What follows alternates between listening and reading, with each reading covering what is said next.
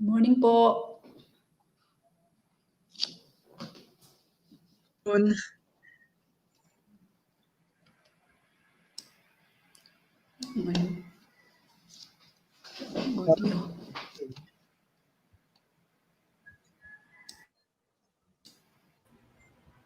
Ma'am Rain, tapos ka na? Ayan. Nakamute ka, ma'am. Nakamute ka, Ma'am Rain. Okay na po? Okay. Tapos ka na ba mag-present? Opo, sir. Good afternoon po. Sige, ibaba na kita ha. Watch ka na lang. So, si Bon na mauna, di ba, Bon? I-share ko lang sa group yung Sir, ano, sa ako po yung una. Kung mag-ready ka, i-share ko lang sa Facebook Live.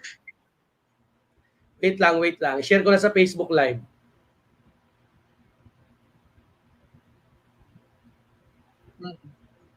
Okay.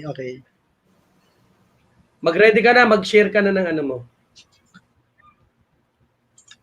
Okay, wait lang, sir. Share screen.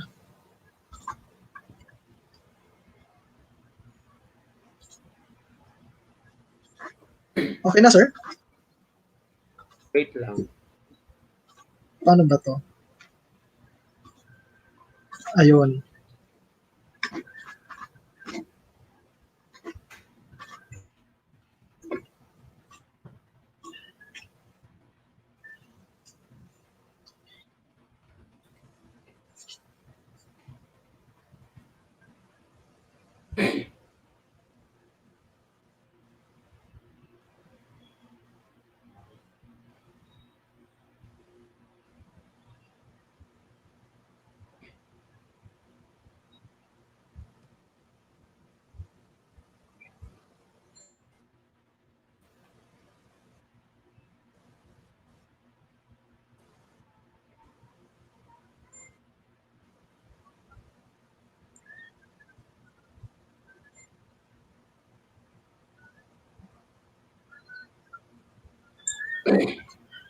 Start na po tayo, Doc. Sandali, tingnan ko lang kung ano na. I-share ko pa sa kaklase mo yung link para makita nila. Bababa na ako ha. Ikaw maiwan dito ha. Okay, Doc. Bababa na ako para makashare ka. Okay.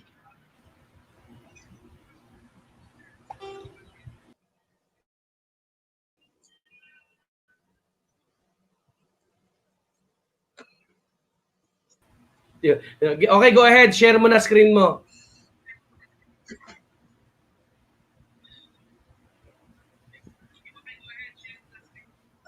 I think naka-share na, sir.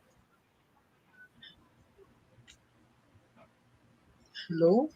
Ayun. Okay. Go ahead. Okay, good afternoon po. Okay, we're going to discuss about the concerns and issues in the policy-making process. So, why public administrator needs to study the public policy process, because it is a well-established part or function already in the public administration. In the first place, what is public policy? Public policy is a course of action adopted, pursued by the government to address a certain issues, problem, or concern. So it can be viewed as a process. Why?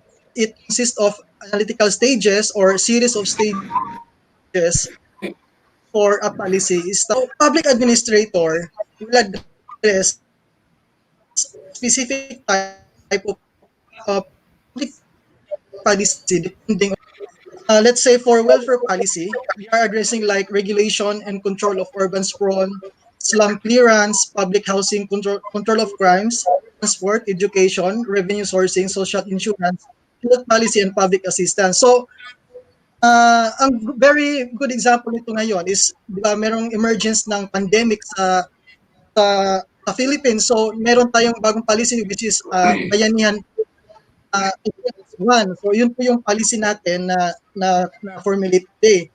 So, for the economic issues naman like sources, control, stock market, operation, and regulation, antitrust enforcement, encouragement of small business and debt burden and loan impairment. So, ito po yung policies na related sa mga businesses or dun sa economy. Like for example natin sa BIR, yung tax, yung train law na minodify niya ang bagong tax sources or paano yung mga paano ang taxing authorities mag-tax ng mga revenues. Now for labor policy naman, it includes regulation on industrial dispute, workers' right to organize and stage strike, government encouragement, the formulation of labor movements, the impact of labor group pressure upon policy and administration. So related siya sa labor. So kung may issue naman is regarding sa mga resources natin, or yung mga basic needs natin, so we're going to implement a resource policy which have to do with concerns like shrinking of population, control of agricultural products, form of agricultural assistance and subsidies, cooperative movements, land use planning, natural resource conservation, energy supply. Sa atin ngayon, ang natin, baga, na issue ngayon is yung rice tarification law, di ba?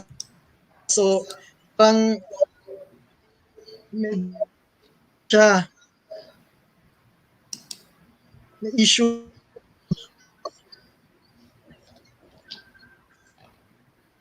Next naman, in the formulate before siya ma-implement. First is, we have to identify the problems first to be resolved. Second is specifying the goals to be sought through the public policy. Third is identifying or inventing the available policy alternatives. Then, i-estimate natin yung effects ng every alternative, whether favorable and unfavorable. And then, sa fifth is i-summarize siya. Yung iba is gumagawa sila ng metrics para makita kung ano yung mga effects nila. And lastly is magpipili ng best policy alternative according to the explicit decision rule. So to expound this process, we're going to discuss the processes in order to have an effective policy planning and drafting processes. So first is we have to identify and clarify the needs, kung ano yung problem or issues of concern para na i-address ng policy.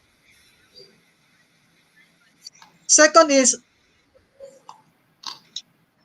identify the disparities or gaps that exist under current programs or priorities. For example, mayroong mga related na laws or policies na yung hindi talaga niya na-address, yun po yung nilook forward ng policy natin, kung ano yung mga disparities or gaps para ma-address yun siya and then ma-resolve yung problem na yun.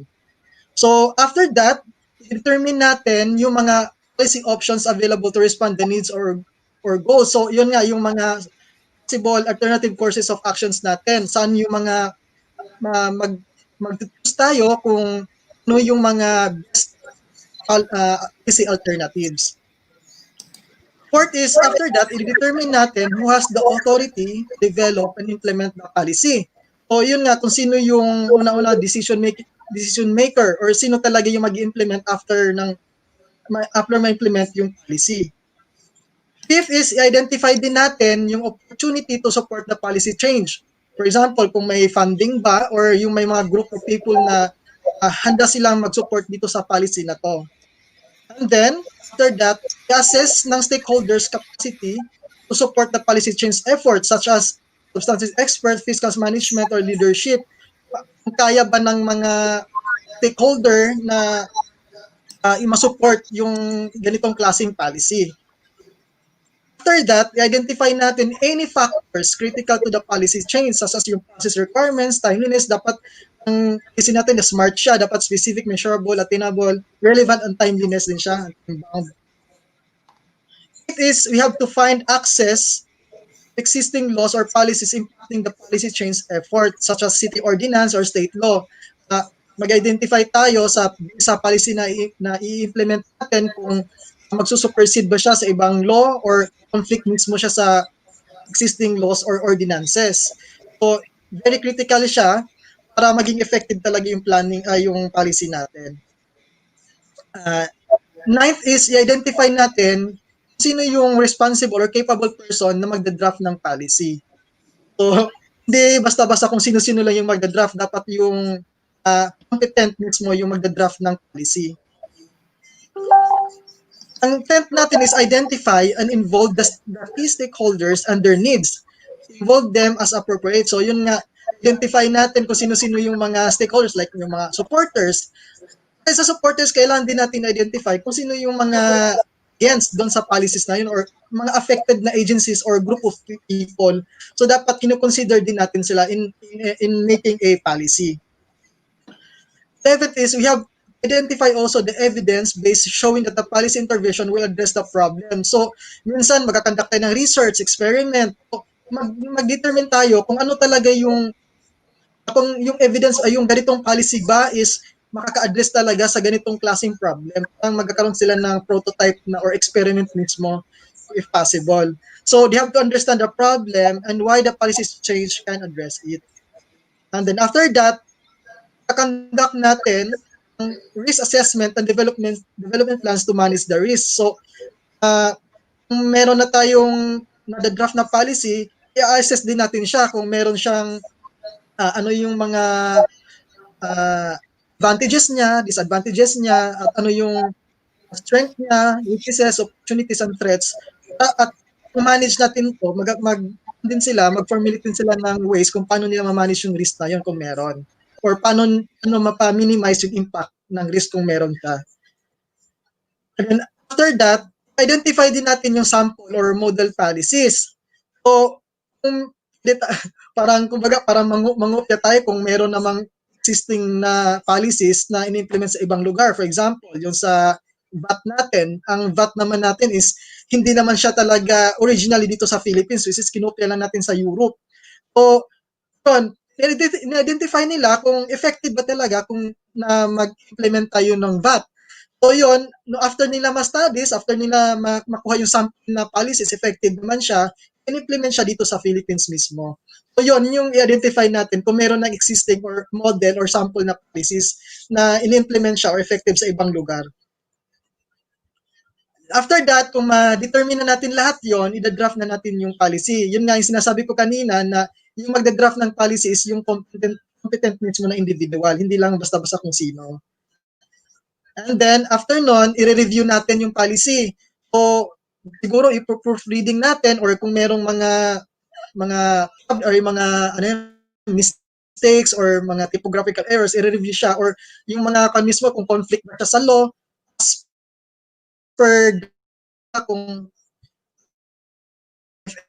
na yung particular na regulation supersede conflict ba siya sa existing na. Check din natin yun nga yung conflicts, ensure na consistent siya with existing policies or laws. In short, dapat ang policy natin hindi siya magko-conflict doon sa ano na constitution, yung mga check nag-draft ng policy. After ma-ready natin, i-review yung draft na supporters or yung mga against or yung affected na mga tao or group or agencies na nakaka-apekto dun sa policy natin.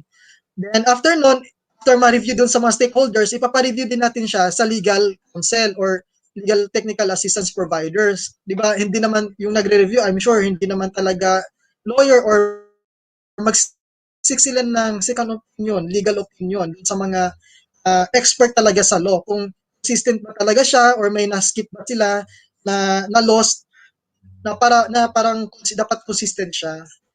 And then after nyan, i-review natin, ipapolish natin, i-finalize natin yung policy.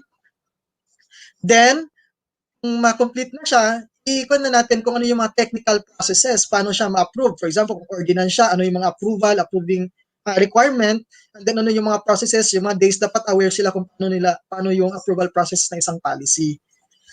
And then, after siya ma-implement, ang law maging effective, kailangan siyang i-publicize. And then, ma-publicize na siya, kailangan din natin yung nag-draft ng policy, dapat malaman din nila kung paano nila i-monitor yung progress or performance ng isang policy. So, with that, it ends my report. Thank you po. Any question po?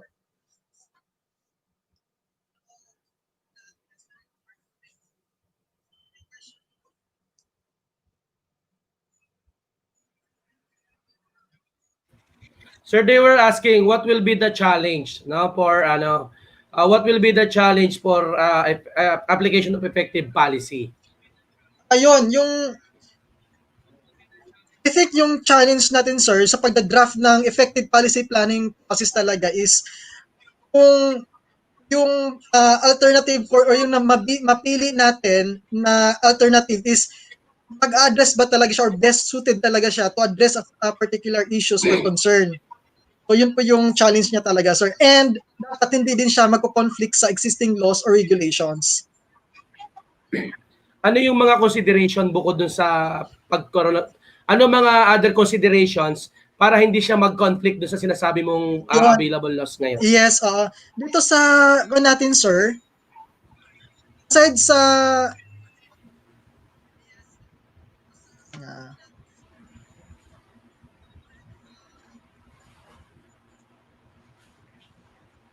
yun.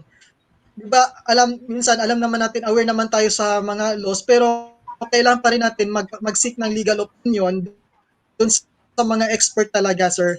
So, para hindi siya magko-conflict sa mga existing laws or policies. So, magsisik tayo ng legal counsel, legal opinion.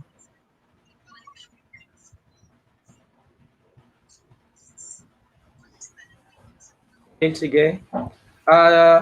How about others? You don't have any questions so far? Okay. I can see any questions in our comment box. So, thank you very much, sir. Okay. So, sir, okay. So, our next presenter is Adele Ontalasco. Sir, kindly stop your sharing. Thank you. Okay, based kay John Ards Romero, i-consider din yung diverse culture na sa Pilipinas. Yes, that is correct, John Ards. No? So we need to consider some diverse culture in our country. Good afternoon po, Dean. Share ko lang po yung nasa screen ko. Okay lang po ba? Yes, go ahead, Adele. Yes, go ahead. Sorry po sa ubo. Wait lang po.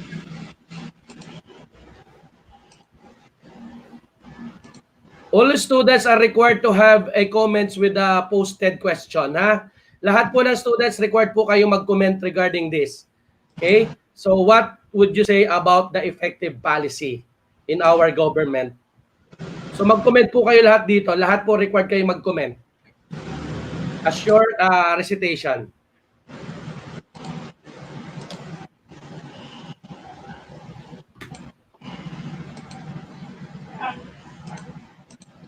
Ba't di ba share?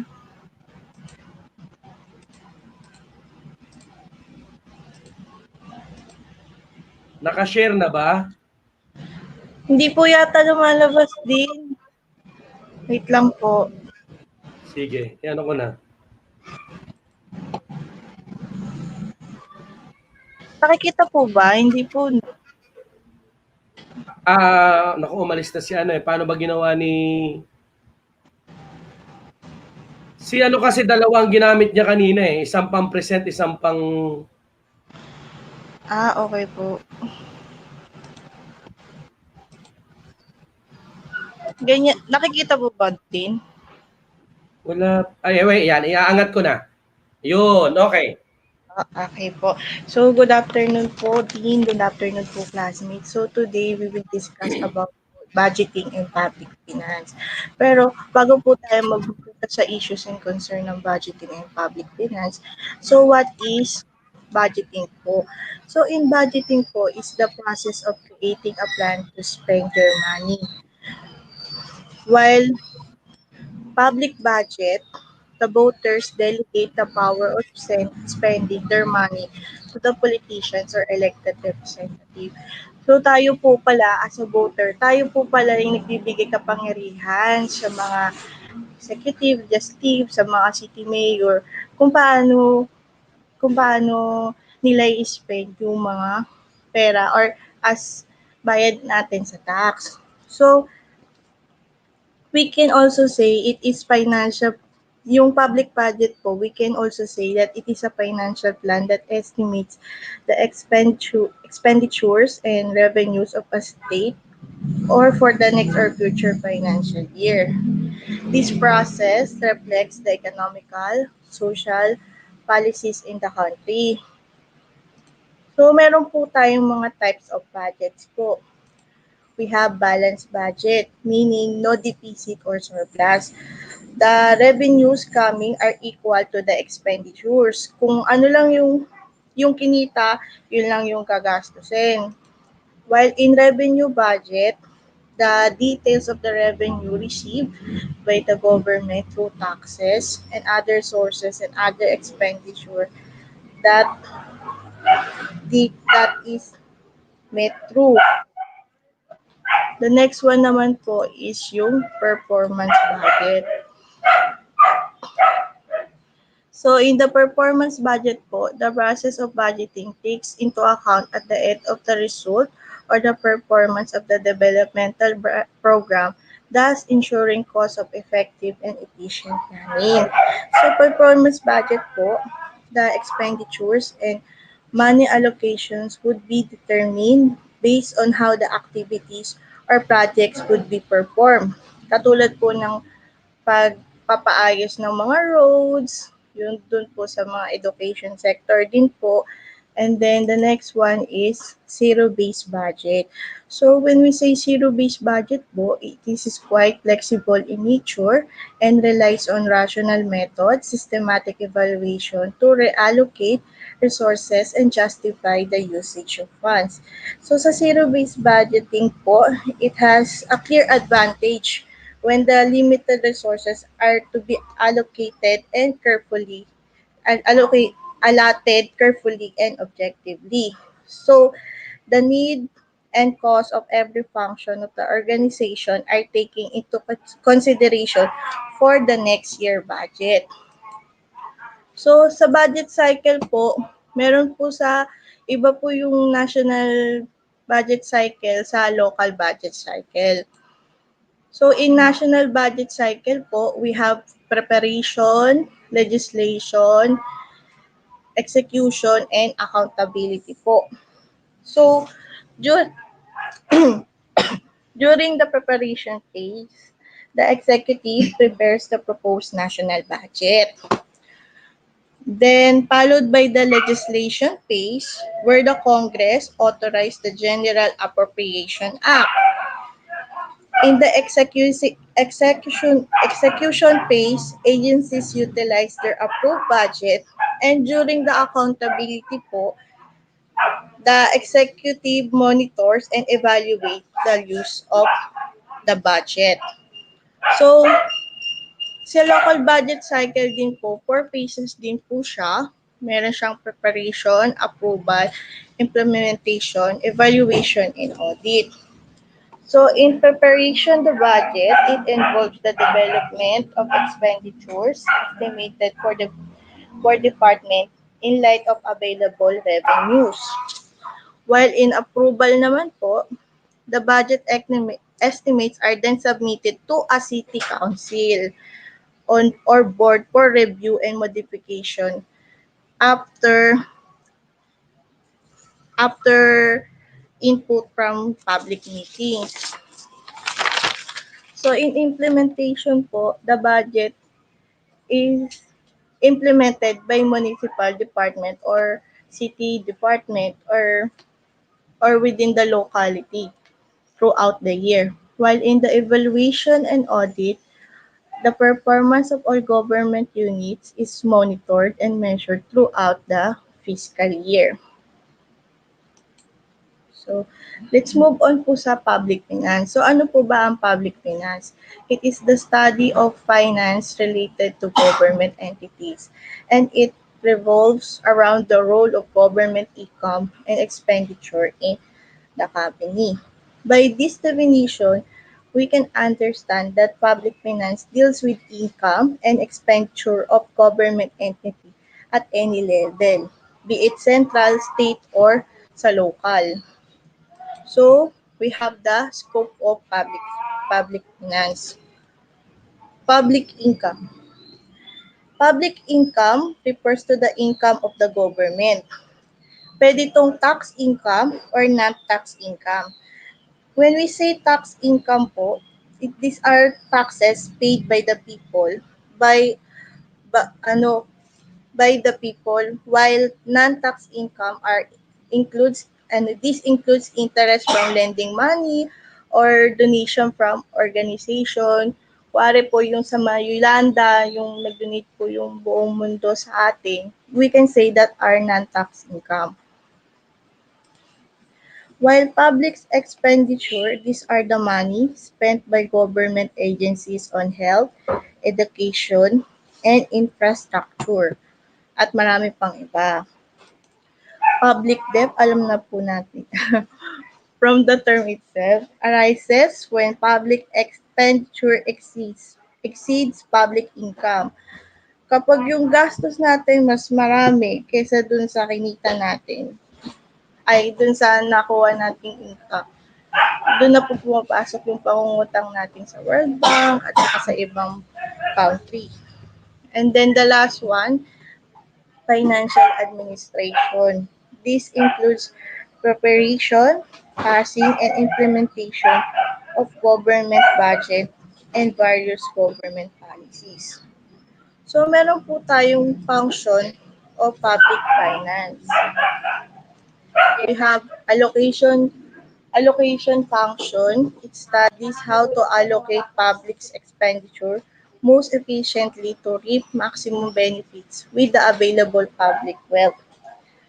So, regardless kung nagbabayad ka ng tax or hindi, parang lahat kayo nagbe-benefit dun sa project ni government.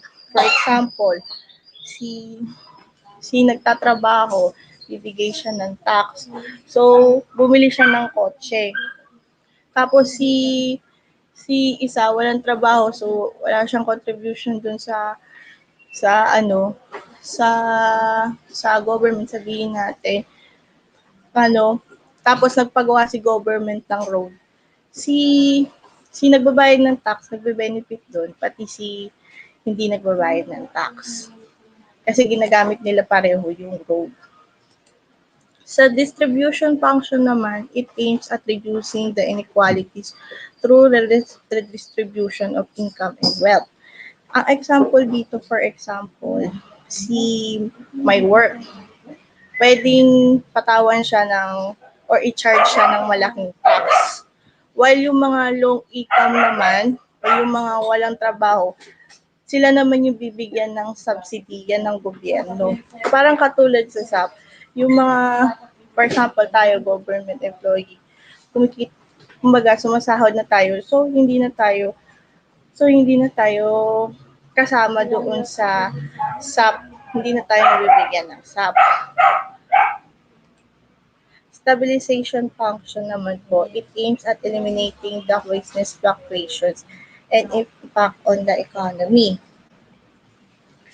So, next one po is what are the issues and concerns? Yung issues and concerns po in terms of budgeting and public finance, these issues can be not only in the Philippines, pero pwede din po siya worldwide. Pwedeng hindi lang ito yung mga issues na kinakaharap within budgeting and finance. Pwedeng mas marami pang iba. So, number one, inadequate review of programs. marami daw po nagsasabi na yung mga programs na lagi nilalatak ng national budget is hindi naman kailangan, hindi naman necessary. Pero kasama pa rin siya doon sa budgeting. Absence of budgetary guidance to spending agencies. Sinasabi din po nila walang budgetary guidance. Kaya yung spending ng agency or ng department to is napakalaki. Number 3, absence of contingency plan. Wala tayong mga contingency plans na ilalatag during the national budget. And inadequate attention to operation maintenance, expenditure, public debt, budgeting, and government lending programs. And last na po pala yun. Thank you po. Kasi last na po pala yun. Yun lang po. Thank you po and God bless. Hello po.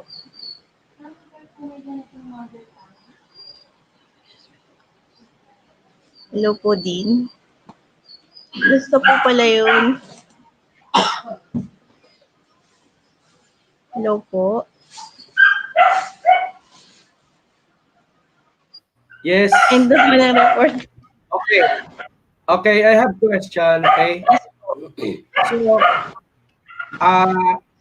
what specific branches of government assigned for budgeting and Alam ko po yung ano po ulit yung sorry din. what specific department or agencies assigned for budgeting and public for finance in the Department of Philippines? Budget Management, DBM po. What? Opo. DBM itself. Do you have a background related to those persons who are assigned as secretary or the person in charge in that kasi di ba syempre it's too important. And at the same time, we need to balance our government, right? Opo. Okay. Now, what I wanted to know is, do you have a sample copy of a budget or for the entire yung 3 years, every 3 years ba ang budgeting? Di ba, based on what I understand, based on what I have heard before, that yung na-approve na budget for this year, implemented next year.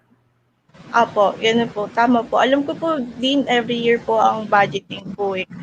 Parang Okay. parang this year po parang late na po din siya na-upload. Parang bandang January na po yata na-upload yung 2020 budget. Pero parang yung na-approve din nating budget, parang na-ano rin po kasi parang na-reallocate na rin po for COVID, for COVID fund po. Kaya parang yung budget natin this year is talagang sira. And next year po, parang hindi po natin masasabi kung ano po magiging plano ni government. Dahil nga po ang pasok po ng ang pasok na revenue and income po ngayon is mababa, and at the same time po marami din po nawala ng trabaho. So yung taxes po na papasok din sa atin is mababa. So challenge din po talaga kay government for the next year, for year 2021, kung paano po nila yung may budget po knowing na maraming nawalan ng trabaho, at the same time mababa po yung natin. So baka po ang mangyayari po niyan talaga lumaki lang po yung debt natin or yung utang natin.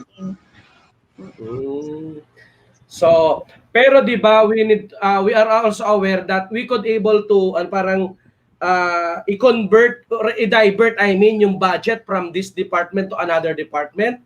Opo, ganun po yung nangyari po. So do you have an idea on what specific department na na-convert yung budget from one department to another? Ay, wala po kasi akong, pasensya na po kung hindi ko po masasagot yung tanong niyo po. Pero kasi po yung nangyari po sa amin within the local lang po. Ang nangyari po kasi, yung imbis na yung budget namin for team building, halos lahat po ng department po sa amin. Parang, syempre po, wala na po team building this year. So, yung allocation po ng budget dun, parang ibinigay po for the COVID fund po. Pero Mm. po yung department na na-convert yung budget nila for other, hindi ko po masasabi. Sorry po din, hindi ko po masasabi. Okay. So sa mga audience, do you have any idea? O sabi kasi ni Madam Helen, allocation of resources to priority needs and with monitoring mechanism to ensure that it is properly accounted. Is there somebody from your department na divert yung budget from your department to another department or another agency? Sa mga classmate natin dito? Meron ba kayong idea? Meron ba kayong regarding consideration in budgeting, there must be budgetary guidance and contingency plans for a specific program based to Sir Noel Andrade. Yes, that is correct. Budget and public finance should correspond to an attainment of national goals and immediate needs of the constituents. Yes, that is correct also. So, if you don't have any question, for those who are not able to, don't forget to post your answer. Meron po dito sa PAW, sabi ni Noel. Don't forget to post your answer in our comment box. Okay, don't forget. Okay, so who will be the next? Thank you Alvin, po. ikaw na ba or si Stella?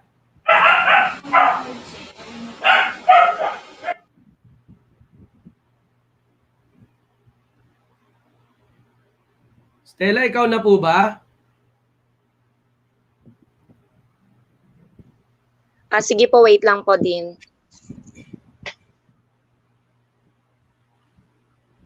Okay. So, kailangan yata dalawang share.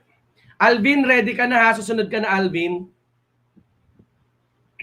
Sige po. Sir Alvin, ikaw na sunod, Sir Alvin, sa kanya ha? Apa, din pa rin, kayo po yung nag-share? Kayo ba yung nag-ano? Hindi, sila, dino-double share nila. Double share.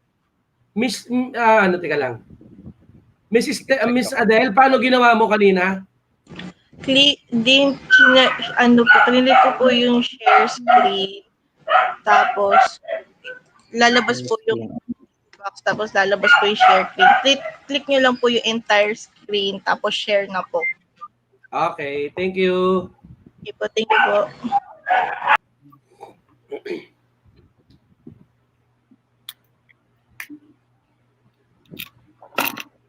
Ready ka na, Madam Stella? Wait lang po din. Okay, sige. Sige, wait kami ng konti.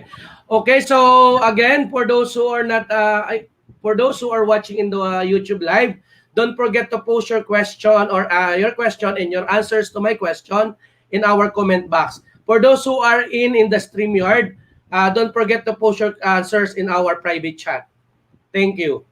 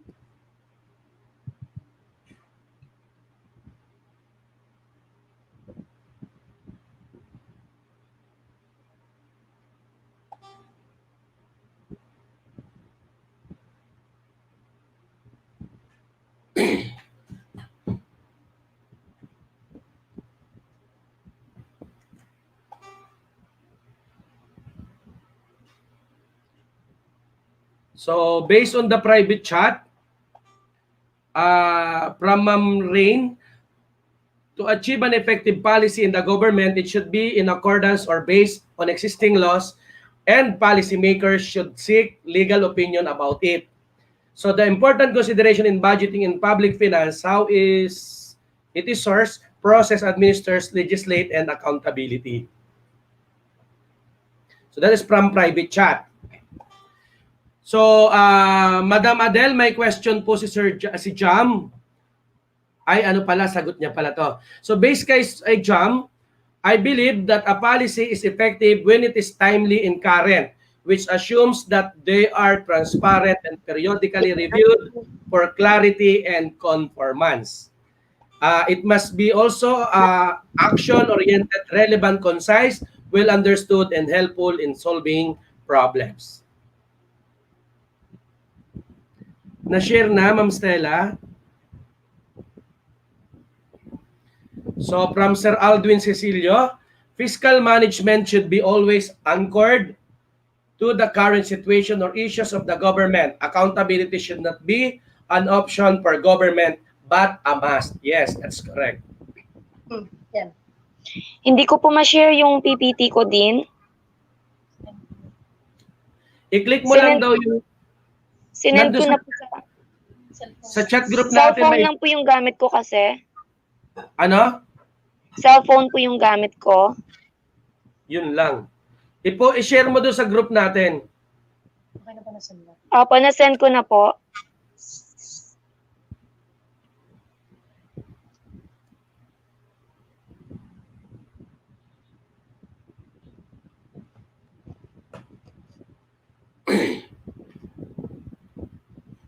Okay, so the topic is about health issues. So at present, imagine we encountered health issues right now. So wait for a while. I am the one who shared.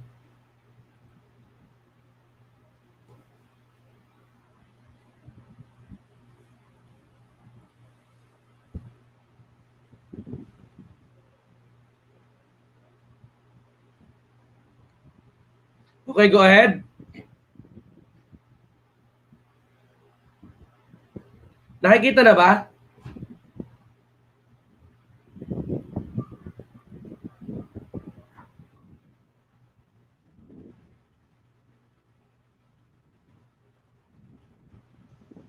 Opo, wait lang po. Ba't nawawala? Nawala kasi hindi ka nagsalita, tinanggal ko eh. Wait lang. Kasi hindi ko nakikita yung sarili ko. Hindi pa po nakikita yung screen. Wait lang.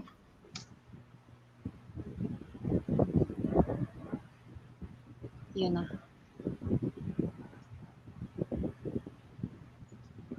Nakikita ba? Yes po. Okay, go ahead. Next ka na lang kasi di ko nakikita yung screen ko ngayon. Alright. Good morning, everyone. Good afternoon na pala. My topic is all about health issues. And next slide, please. First, we need to define the definition of health, disease, and illness, and ill health. Health is a complete state of physical, mental, and social well-being, and not merely the absence of infirmity. Sabi ni Charles Edward Emery Winslow, health is a science and art of preventing disease, prolonging life, and promoting health and efficiency through organized community effort. Through the first one, sanitation of environment. The second one, the control of communicable infections. Third, to educate individual about personal hygiene. Fourth,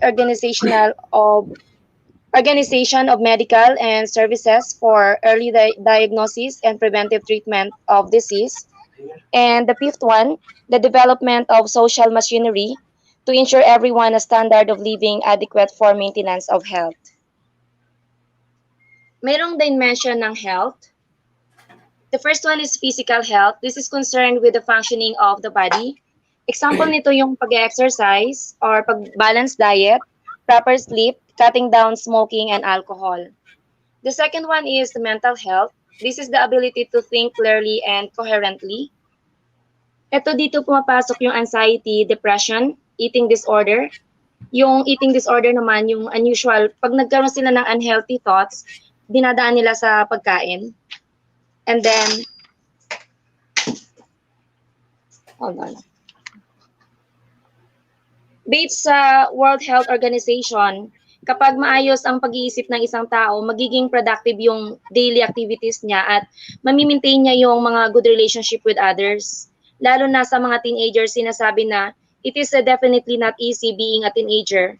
Sometimes it's tough to avoid feeling pressure and stress sa school, sa bahay, at saka sa trabaho.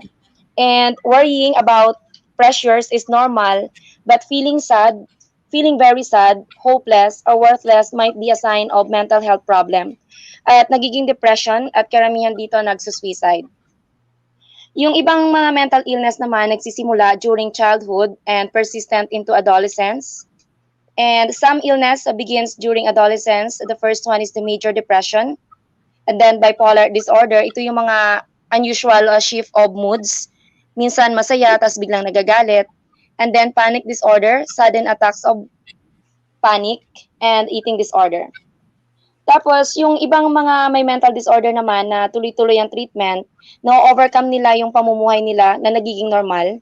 And then, yung iba naman na may mga severe mental disorder or mga malalang mental disorder, hindi sila nagre-respond sa mga current treatment at hindi nila nire-respect yung mga other culture, religion at saka mga principles ng ibang tao. And sinasabi din na if you feel sad, stressed, or worried, it might help to talk to someone about how are you feeling. And then yung mga symptoms naman ng mental illness, yung bigla ka na lang nagagalit or often feel very angry or very worried. And then gumagawa ka ng mga bagay, do reckless things that could harm you or others. And then feel grief for a long time after a loss or death. Use alcohol or drugs, yung hindi na nila nakokontrol yung alcohol at saka drugs. And then hurting other people or destroying property. And if you feel any of these things, it might help to talk to a parent, a teacher, or a physician. And then, hold on. The third one is the emotional health. Having good emotional health doesn't mean that you're always happy or free from negative emotions. Nakadepende ito kung paano mo i-manage yung ups and downs mo. And then the fourth one is the social health. And to be yourself in all situation, example ng social health, to be yourself in all situation and treating others with respect and being able to develop and maintain friendship. And next is spiritual health. Pabak lang please.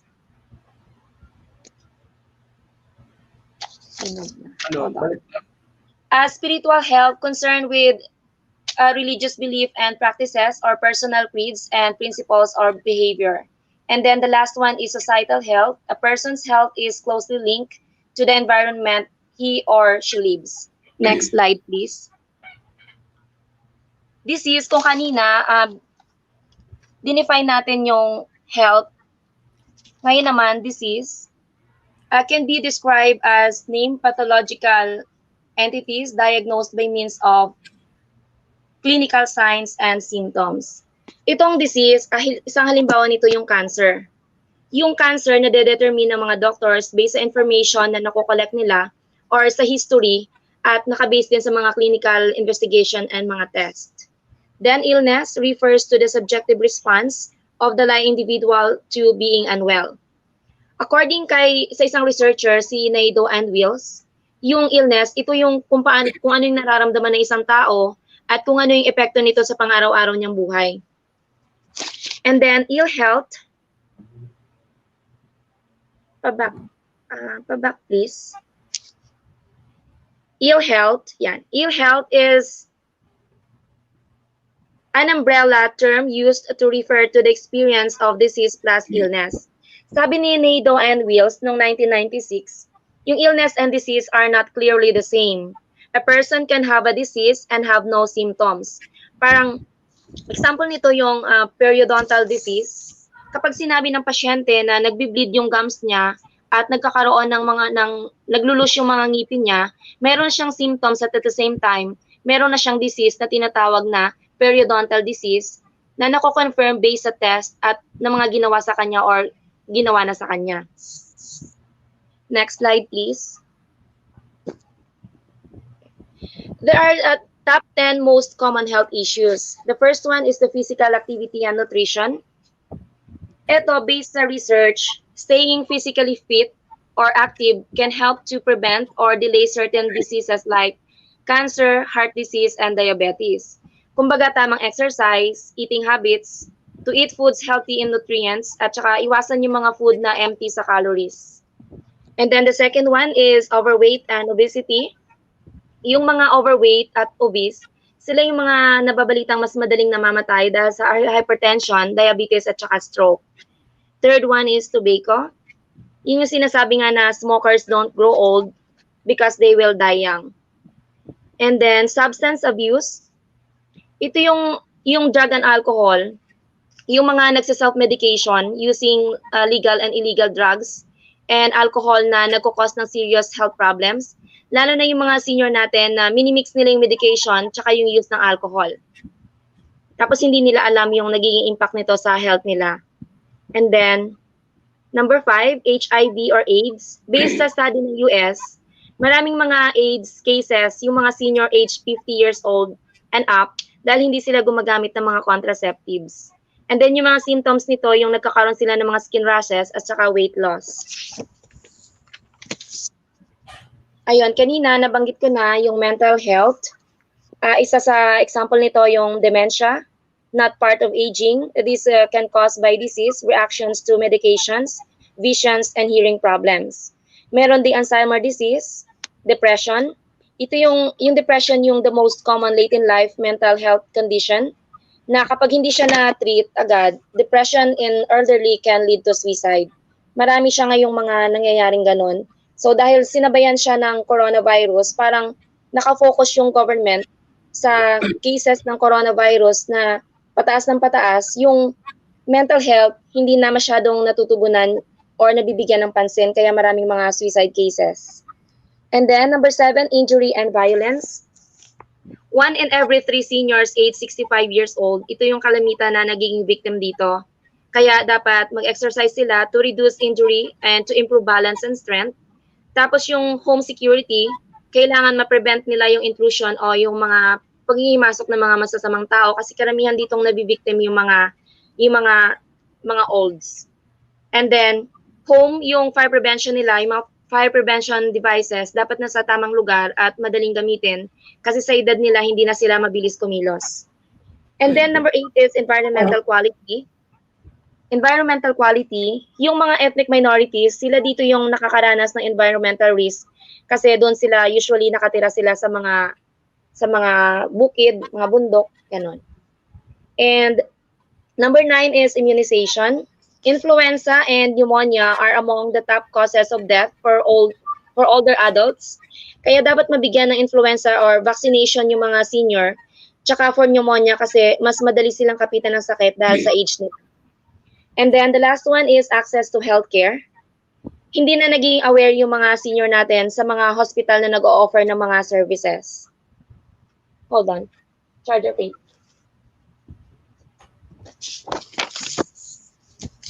Yun.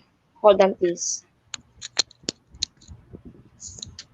Mental health defined as the state of well-being in which the individual realizes his or her own abilities, can cope with the normal stresses of life, can work productively and fruitfully, and is able to make a contribution to his or her community. Based sa World Health Organization, kapag maayos yung, well, hold on. Ito na-discuss ko na po pala to kanina. Hold on. Yun, yung mental illness can occur when the brain or part of the brain is not working well or is working in a wrong way. Next slide, please. Symptoms can include thinking difficulties or problem focusing attention, extreme emotional highs and lows, and sleep problems. Next slide, please. When the brain is not working properly, one or more of its 6 functions will be disrupted. Yung maapektuhan yung way of thinking niya, perception, emotion, signaling, physical, and behavior. And next, please. When these symptoms significantly disrupt a person's life, we say that the person has a mental disorder or a mental illness. Next slide, please. Sinama ko na rin yung adolescent health issues.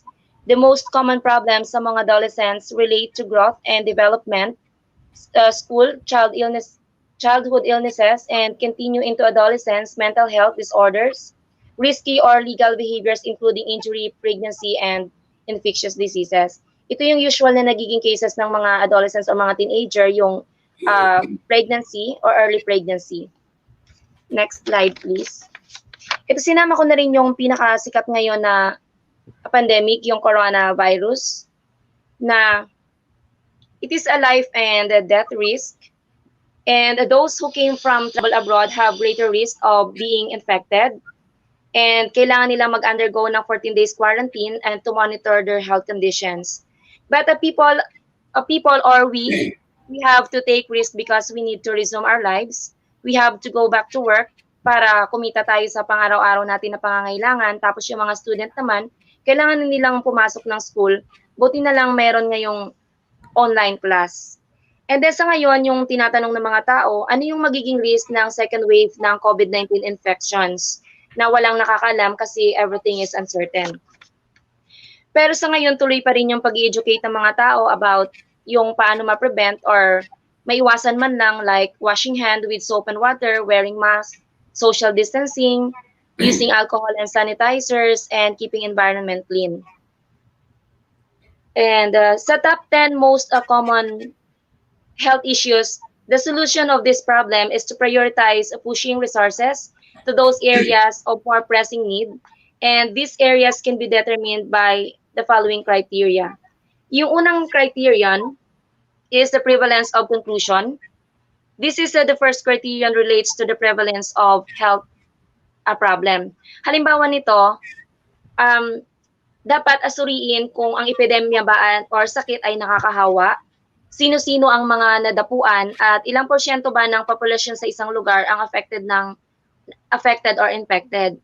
Ano ang distribution ng sakit sa isang community? Tumaas ba o bumaba? And then the second criteria is the impact of condition on individual. Dito naman dapat tingnan kung gaano ka-severe or gaano kalala ang epekto ng sakit sa isang pasyente. Halimbawa, do people die as a result of it or naku-cure naman? Tapos, nagsasuffer ba ang isang pasyente sa matinding sakit or discomfort lang or di nagpa-function or hindi nagiging normal yung pang-araw-araw niyang buhay? O kaya niya pa bang gawin ang isang normal or daily activities niya? Or pinagbabawalan pa siya na pumunta sa school o sa workplace dahil sa sakit na yan? And then the third criteria is the impact of condition on society. Dito dapat alamin kung ano-ano ba o magkano ang magagastos para sa treatment ng sa isang kondisyon. Gaano ba katagal na hindi makapagtrabaho yung isang tao o isang pasyente para sa treatment? Halimbawa, 14 days quarantine. Gaano ba kasigurado na after ng 14 days quarantine ay talagang hindi siya infected? Ano ang epekto ng kondisyong ito sa economic performance at pagiging productive ng isang lugar? Next slide, please. Achievements of public health. The first one is vaccination. The second one is ini-ensure din nila na magkaroon ng safer workplace. And then safer and healthier food. Chine-check din nila yung mga restaurant or mga eatery kung malinis yung paligid. And then monitor vehicle safety. Control of infectious diseases. Family planning. Kapag yung isang family nagkaroon na ng 3 anak, nagbibigay na sila or ini-educate na nila yung mag-asawa on how to control. And then decline in deaths from heart disease and stroke, kung ano yung mga dapat nilang gawin, mga dapat iwasan, mga dapat kainin, and the healthier mothers and babies. Next slide, please. Ayun, tapos na po pala. Thank you. Okay, so hindi ako makapag-post ng question, hindi ko nakikita screen ko. But by the way, Sorry po. Okay, so saan ba ako mag-i-end ng share screen? Nag-end na ba ako? Okay. So, bakit parang naka-share screen ba? Sorry na po. Okay, yan. Okay, so thank you very much. If there are certain questions with the comment area, kindly answer the questions, okay? Thank you po, Dean. Thank you po, mga classmates. Okay. Oh, Sir Alvin, it's your turn, Sir Alvin.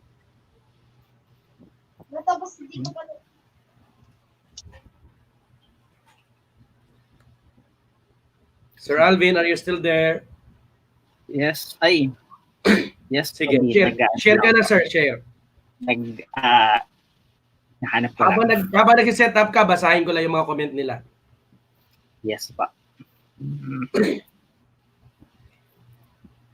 Okay, based on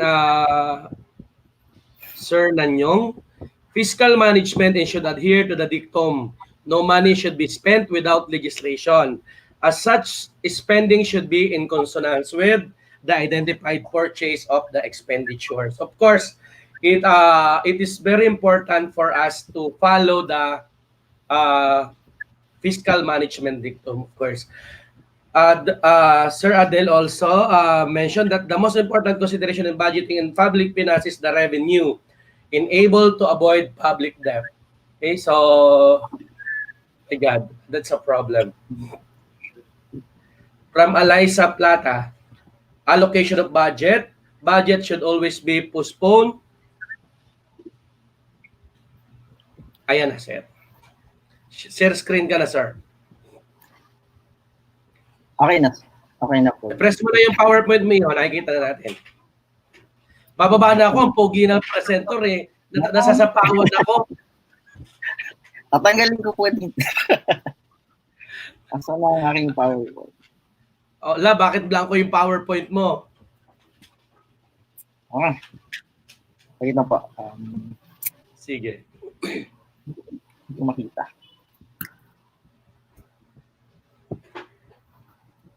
PowerPoint. Wala. So, sige. In order to address the health issues that we had, we should address first the issues of corruption of our health department. No comment daw, Sir Aldwin, no comment. Less talk daw, less mistake, the joke lang. Sige, privatization is also an important topic that we need to address, presented by Sir Alvin. Sige, Sir Alvin, take it away. Good afternoon po. Good afternoon din, good afternoon classmates. And so my topic is all about privatization. So medyo napapanahon kasi may mga lumulutang ngayon na nire-recommend nila for privatization. Yan. Okay, so let's define first what is privatization. So privatization is, of course, when a government agency that provides public services is converted into a privately owned organization. So madali lang naman siyang i-digest kasi parang any government agency na nagpo-provide ng public service, i-convert lang natin into the ownership of a private individuals or firm. Yeah. So services often remain. They can be delivered on for-profit basis then strictly operated for public benefit. So yung mga napa-privatize na government agencies are, could be for profit rather than for the public benefit. Though may part pa rin na nandun yung public benefit, but kailangan pa rin na kumikita yung agency or yung isang yung pinrivatize na institution. Okay. So privatization may be defined simply as the transfer of state-owned assets to the private sector. So same definition.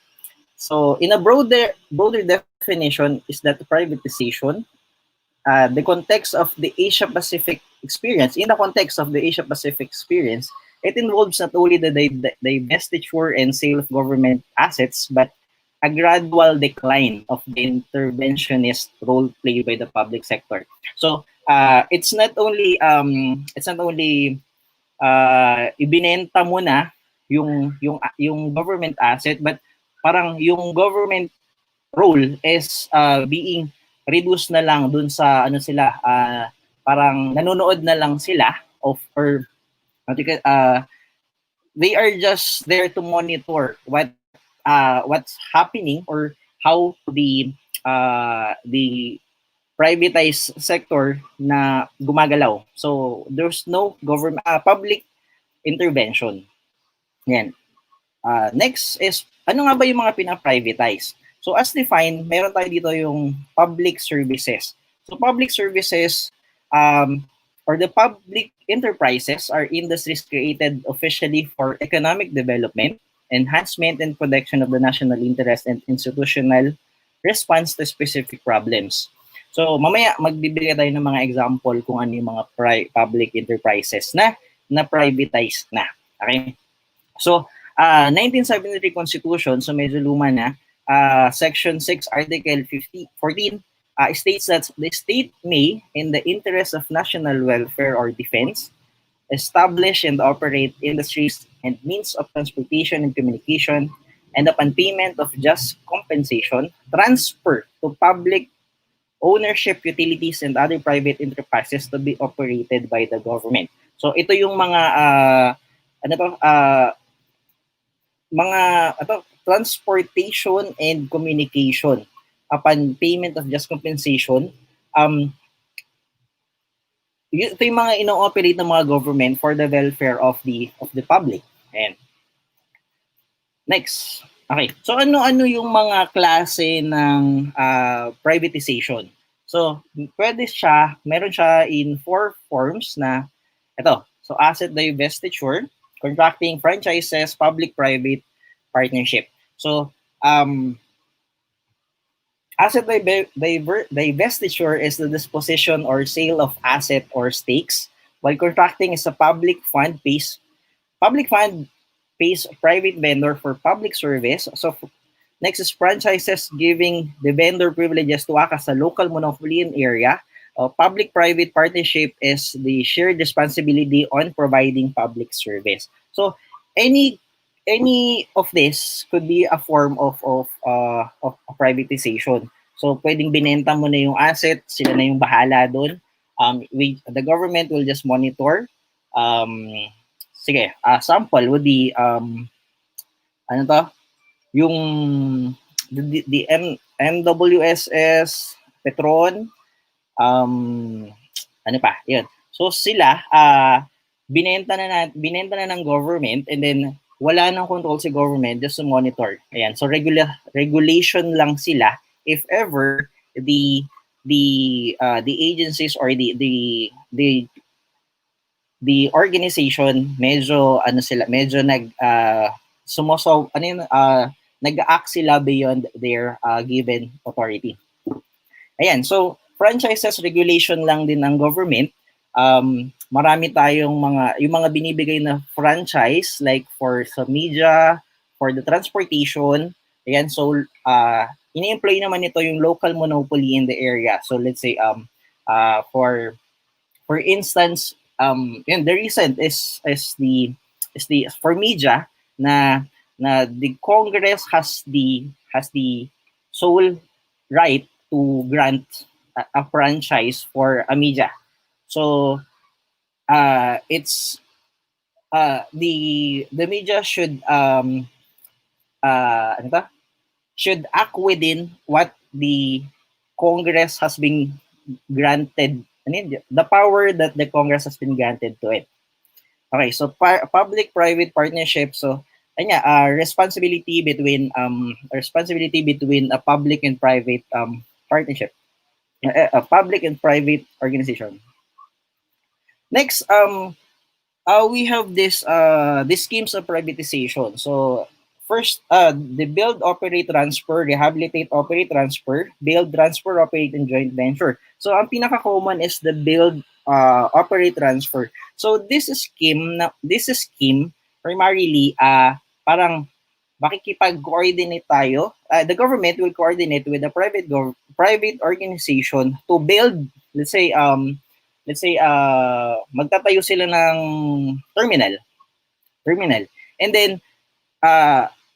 then the government will allow that the private organization to operate for a period of time. So it will be based on a contract kung ilang years i-take over ni private organization yung yung operation of what he built, and then after some time, after na ma-accomplish any dun sa stipulations of the contract, kapag natapos na nila yung kanilang terms and agreement, the private organization will transfer the ownership to the government. So that's the concept of build, operate, transfer. Same also with rehabilitate, operate, transfer. Once na na-rehabilitate nila, the government will allow the private organization to operate, and then after a while, it will transfer the ownership. Same with build, transfer, operate. In build, transfer, operate naman, so the private organization will they build the certain project and then transfer it to the government, and then the operation would be for parang nagre-rent sila dun sa tinransfer nila sa government. Okay, so it's ano to, magbabayad sila, though may certain compensation na existing between dun sa transfer sa gitna.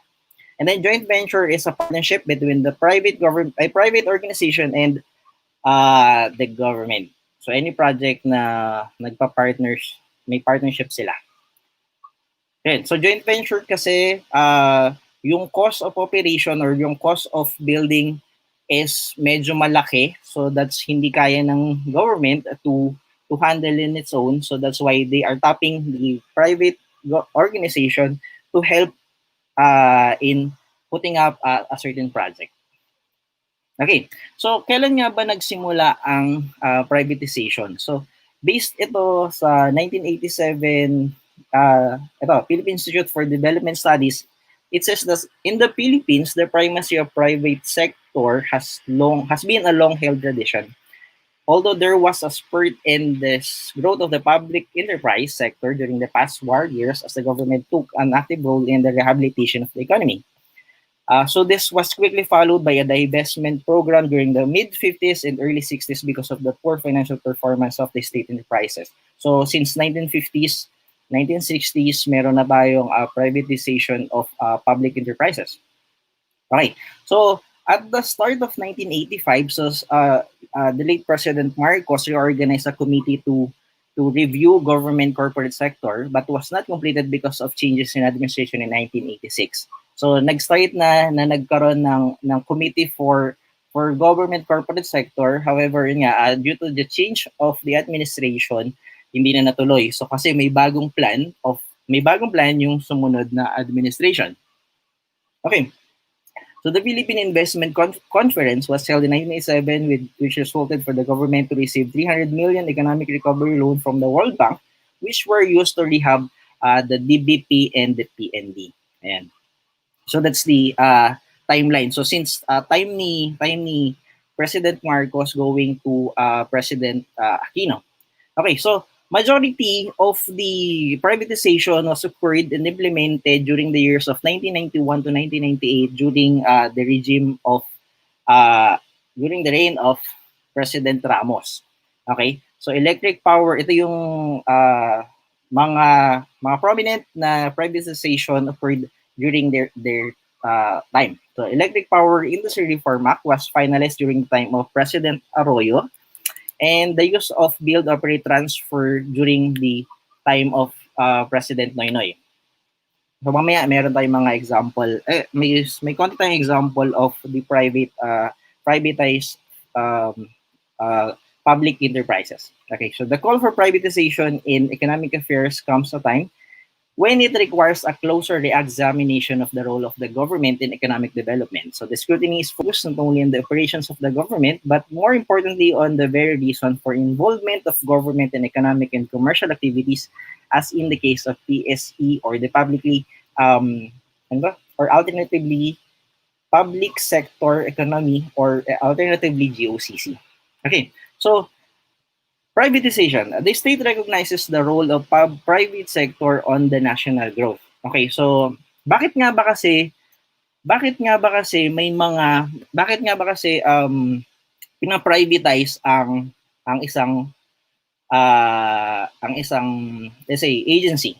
Okay, so may two main reasons bakit. So the cost and benefit, the relationship between cost and benefit. Okay, so anong nangyayari sa government, mas malaki yung expenses nila than the revenues na na-incur nila. And then another factor bakit pina-privatize is the inefficiency, kasi hindi kayang i-maintain, hindi kayang i-manage well of the government. That's why they tap the private sector to take over dun sa government asset. Okay, so ito, sample would be a PLDT. Okay, so these are the privatized enterprises in the Philippines. So marami tayo, may PLDT, meron tayong MWSS, PNB, Union Bank, Petron, MWSS, ayan. So first PLDT tayo. So in 1928, so medyo matagal na pala si PLDT, established on November 28, 1928. On December 1967, Ramon Cuanco took control of PLDT after buying its shares. On the 1970s, PLDT was nationalized by the government of then President Marcos. So naging part siya ng government, and in 1981 becoming the country's telephone monopoly. So yun, so may mga companies na kinuha ng government. Ayan. So yun, sa media ulit tayo, back to media for ABS-CBN, sinasabi na kinuha siya ng government, but then the return of papaano ulit nakabalik sa ABS-CBN after ng martial law. Yun, that's the question of the ng committee. Papaano napunta ulit sa mga Lopezes, kinuha siya ng government? Is there any compensation given by the Lopezes to the government, or totally binigay lang siya, in-award siya by President Aquino? Okay. So next, ang sabi ni Ethan Kent na ang PLDT during that time is notoriously inefficient. So nung nawala yung na-overthrown si President Marcos in 1986, so na-privatize ulit si PLDT. So I haven't research about kung sino na yung pero yun nga, baka binalik ulit kung sino yung previous owner, or kung sino yung baka binenta ulit, since it's part of the government and it's part of the government assets, and then siguro there would be a bidding. Man, I don't know. I haven't researched on this. Sorry. Ayan, Ramos extended licenses to other telecom companies in order to interconnect with the PLDT, and then the regulation brought new players and into the market and driving prices down. So yan. So pagka pasok ulit ni PLDT, dumami or nagkaroon ng competitors, si PLDT, nandyan tayo kay Bayantel. So ayan, so nagkaroon ng economy ulit. Nagkaroon ng mga bagong players to para mapababa yung yung presyo natin when it comes to telecommunications. Okay. So next would be the Manila Water Metropolitan Water Works and Sewerage System. Okay. So in 1971, RA 6234 was enacted. It dissolved the NAWASA. So kilala pa rin natin si NAWASA, no? Since 1981, 1971 pa, marami pa rin tumatawag ng NAWASA dyan. Anyway, in 1997, the legislature passed into law RA 8041, the Water Crisis Act, the act which paved the way for the privatization of MWSS. So prior to privatization, was able to supply water to only 69% of its service area, highest non-revenue water in Asia. So yun, so since it's non-revenue, so medyo malaki na yung aabot na siniservisyohan ni MWSS during that time. So procurement, prior to privatization also, procurement procedures always tended to be very rigid and involved many sequential processes. So medyo maraming permits pa rin during those times na prior to privatization. Kaya hindi pa niya kaya hanggang 69% lang yung kanyang naaabot. So International Finance Corporation as an advisor to design of the privatization program. So yan. Okay. So, bakit nga ba yan? Nasagot ko na kanina yung kung bakit natin pina-privatize ang isang public enterprise. Okay, so reduce the government involvement in commercial viable activities, increase efficiency in the delivery of programs, provide competition, and address government's limited absorption capacity. So yan, so nandyan na rin yung cost-benefit relationship and then inefficiency. So, nadagdagan pa siya ng reason bakit kailangan natin privatize ang isang public enterprise. Okay, so what are the advantages of privatization? So we have, maraming reasons bakit kailangan i-privatize. So first is increase efficiency. Increasing profit becomes a better reason to produce more goods and better services. Specialization, focus human and financial resources into a specific function. So pag pinrivatize na natin yung isang agency, so it will be out of the maintenance pa ng government, so it will focus on some other things na mas mahalaga, and then yung private organization will focus on mainly dun sa kinuha nila, dun sa tinake over nila na agency. Improve performance, less bureaucracy, less prone to corruption. So that's a huge advantage of this privatization. So a government monopolized function is prone to corruption. So example is decisions made for political reasons and personal gains. So majority may ganyan. So clear accountability. Managers of privatized enterprise are accountable to shareholders and consumers. Enterprise will exist as long as needs are classified. So clear accountability. So sa ngayon kasi may mga nakikita yung performance of an organization or a company kasi nire-report publicly yung performance nila through the SEC, financial statements given to them. So makikita na ng shareholders and consumers how a company perform. Ayan. So removal of political goals. Goals are economical rather than political. So yun. So mawawalan na yung political agenda. So kasi more on magfo-focus yung private organization into earning more profits. Ayan. So access to capital, private can sometimes make it easier to raise investment capital, less budget concern to the government. Ayan, so access to capital, so mas mabilis mangalap yung private organization rather than sa government. So additional capital inflow naman papasok sa government yung mangyayari. And then improve discipline, application of private company management practices. Ayan, so I guess mas maganda yung discipline and work ethics with the private company kasi parang syempre they are being paid mas maganda yung discipline nila kasi I have worked with a private organization, so as compared to the government na medyo lax lang siguro. Ayan. So, anyway. Next, the disadvantages. So, bakit naman pangit yung privatization? First is abandonment of social obligation. So, may social obligation ng government, however, i-abandon niya to just kasi hindi niya nakaya. So, cutting off services to those less able to pay or a service area is not profitable. Inability of public control, the public does not have any control of private.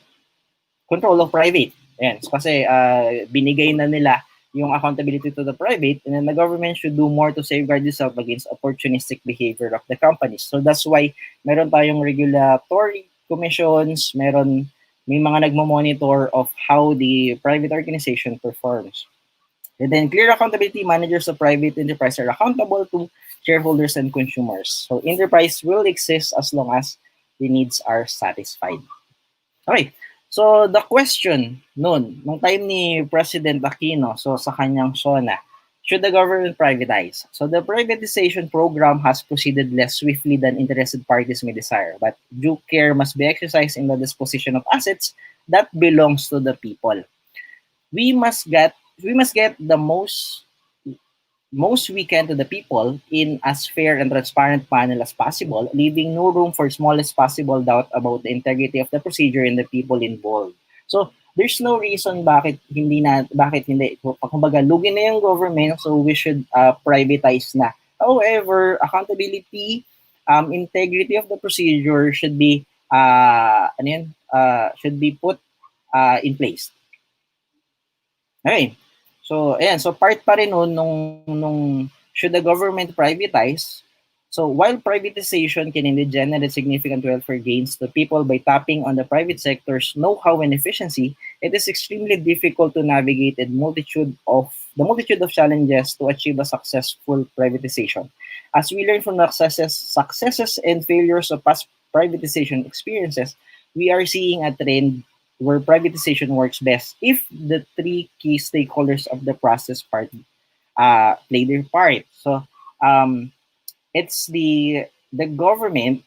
Okay, so the main stakeholders would be the government, the private enterprise, wherein the government should provide good policies and fair and transparent frameworks that applicable to the acquisition of the agency by the private enterprise.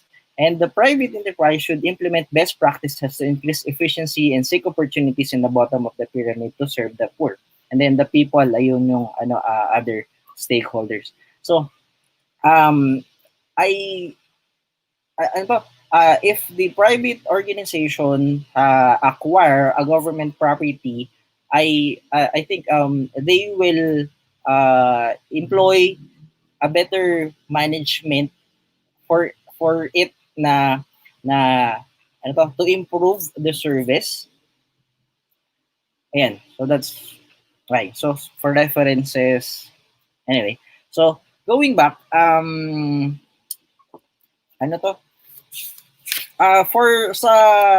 the current situation sa atin, so before President Rodrigo Duterte takes his presidency, so napabalita na ipa-privatize yung some other government agencies like the BIR, the BOC, and the GSIS. Okay. So as I remember, si Congresswoman GMA, ayan, so para inaano niya, nag-propose siya to privatize those agencies to limit to para magkaroon ng new system to improve the service, and then transparency, accountability, and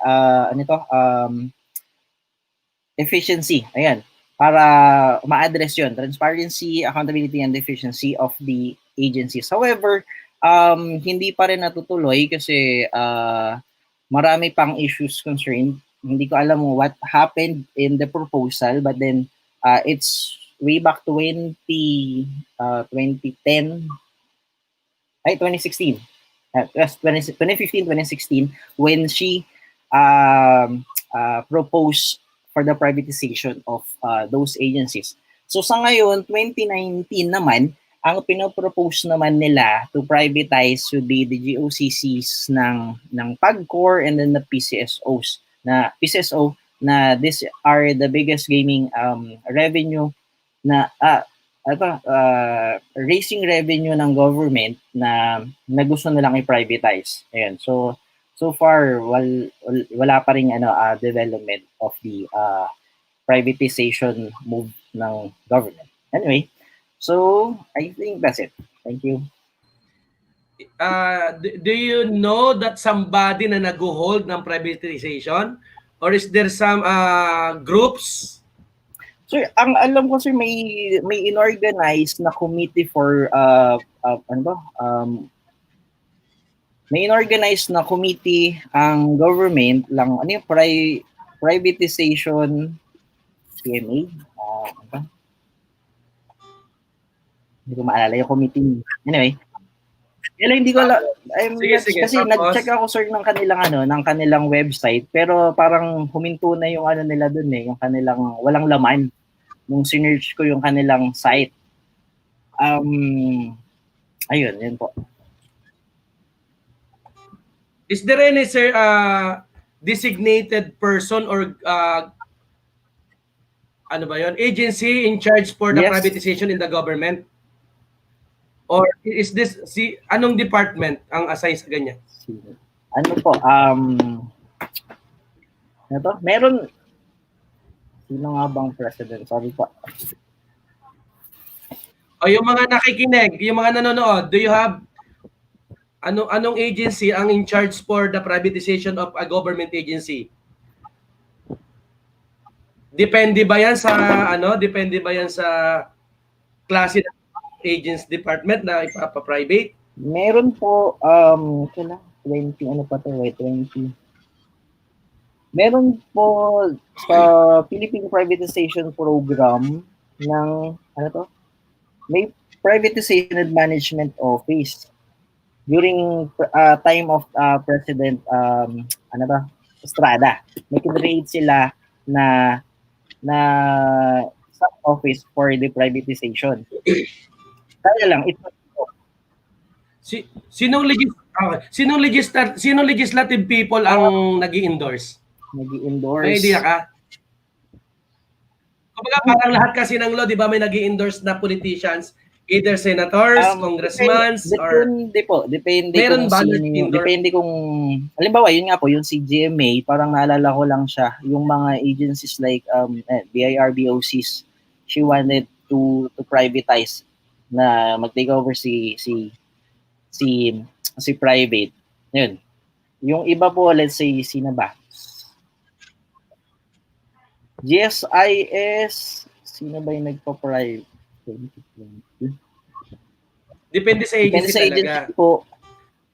Okay. Sa lahat po ng nanonood ngayon, of course, sa YouTube live natin, sa mga classmate mo, so try to define what specific agency assigned per or nag-i-endorse ng privatization ng mga agency na gusto nating i-private. Sabi ni Sir Von, Department of Finance. Anong agency po yun? Halimbawa, kung BIR, kung BIR ang i-endorse, DOF din ba ang in charge doon? Or is there somebody from the legislative body who endorse? Ayun, sabi ni Clint Dampor, Privatization and Management Office. Management Office, same. Ang gusto ko kasing malaman, lahat kasi ng gusto natin ipatupad, may nag-i-endorse na opisyalis, no? Either from congressman or from Senate. May ganun ba? Yun ang gusto ko sagutin nyo mga audience, okay? Thank you, Sir Alvin. Nasapawan mo ako. Ano ba yan? Ayoko na. Okay, sino next presenter. Thank you, sir. Thank you. Who will be the next presenter? Nasa na ba?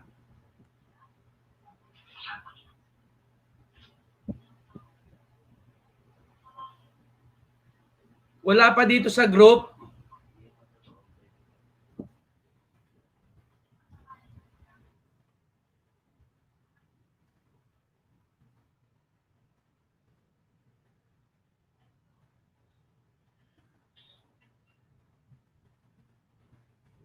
Madam Helen, sinong next presenter?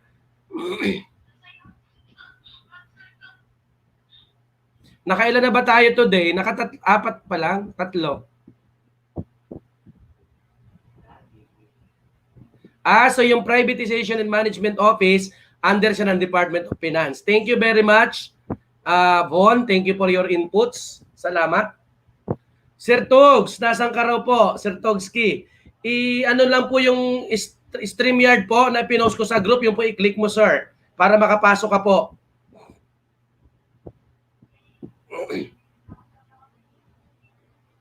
O last na pala si Sir Togs. Sir Togs, yung pong link sa ano natin, sa group, i-click mo lang po yon, yung StreamYard na pinost ko po doon. Ulitin ko, Sir Togs, para makapasok ka po.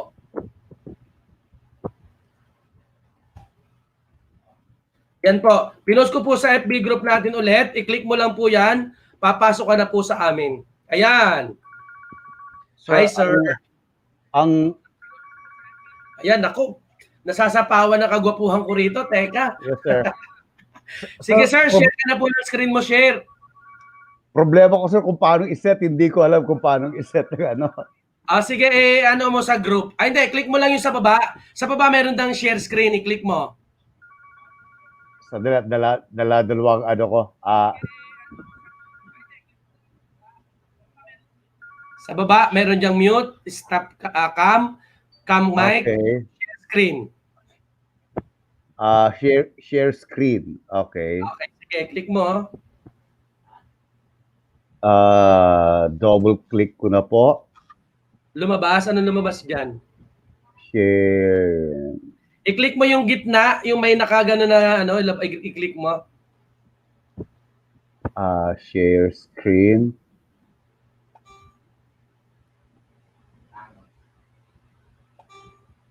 Siyempre, wala.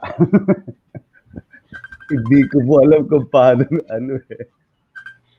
Sorry pa.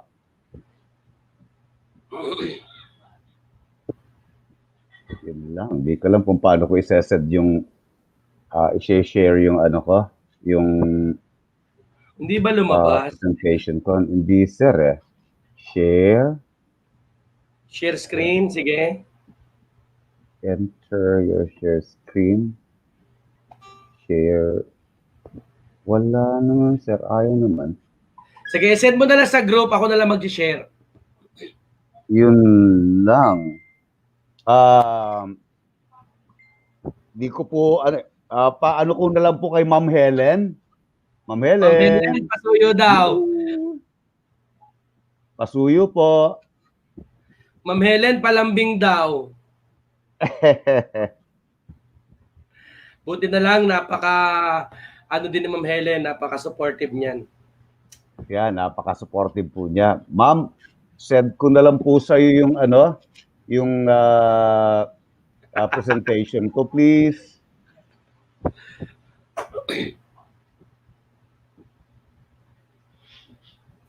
Yes daw, sabi ni Ma'am Helen. Thank you, ma'am. Mabait po yan, sir eh. Ma'am Helen, pasok ka dapat dito sa sa StreamYard, Ma'am Helen. Pasok ka po sa StreamYard para ma-share po.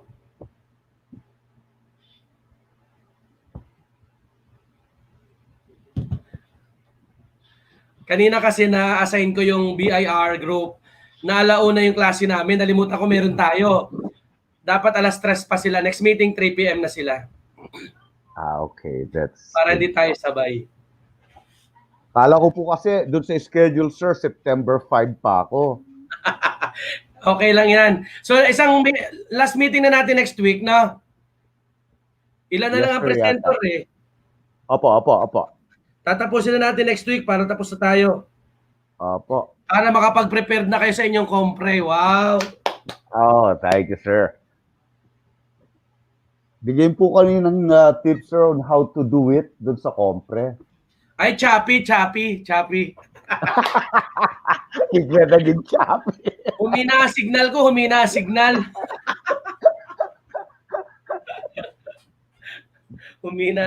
eh, no? Baka po, Ayun, nandiyan na yata siya. baka Ay, Ma'am pwede Helen. mo makapagbigay Ay, ng Madam repair. Helen. Ito Dapat talaga ilagay si natin si Ma'am Helen lagi sa screen. Kasi pag si May Ma'am Helen utang nasa kasi ako dyan, sir eh. Kaya sinasali niya talaga ako dito, sir eh. dumadami ang views. Kapag si Ma'am Helen nandito, dumadami ang views. Oo. Yan ang ating superstar. Sige, Ma'am Helen, pa-share. Grabe ka talaga, sir Tom. Thank you, ma'am. Bait mo talaga. Hindi ako marunong mag-share eh, kaya Ganun ba yun? kinakailangan ko Marami yung kasi akong powers mo. fans, sir. Alam, hanapin ko muna yung ano mo. Alam mo, Doc Melo, in-invite kita kahapon sa launching ng PSA. Ay, hindi ko napansin. Oo, sayang. Wait, Sayang. hanapin ko. Sayang, hindi ko napansin. Busy-busy ang lolo mo.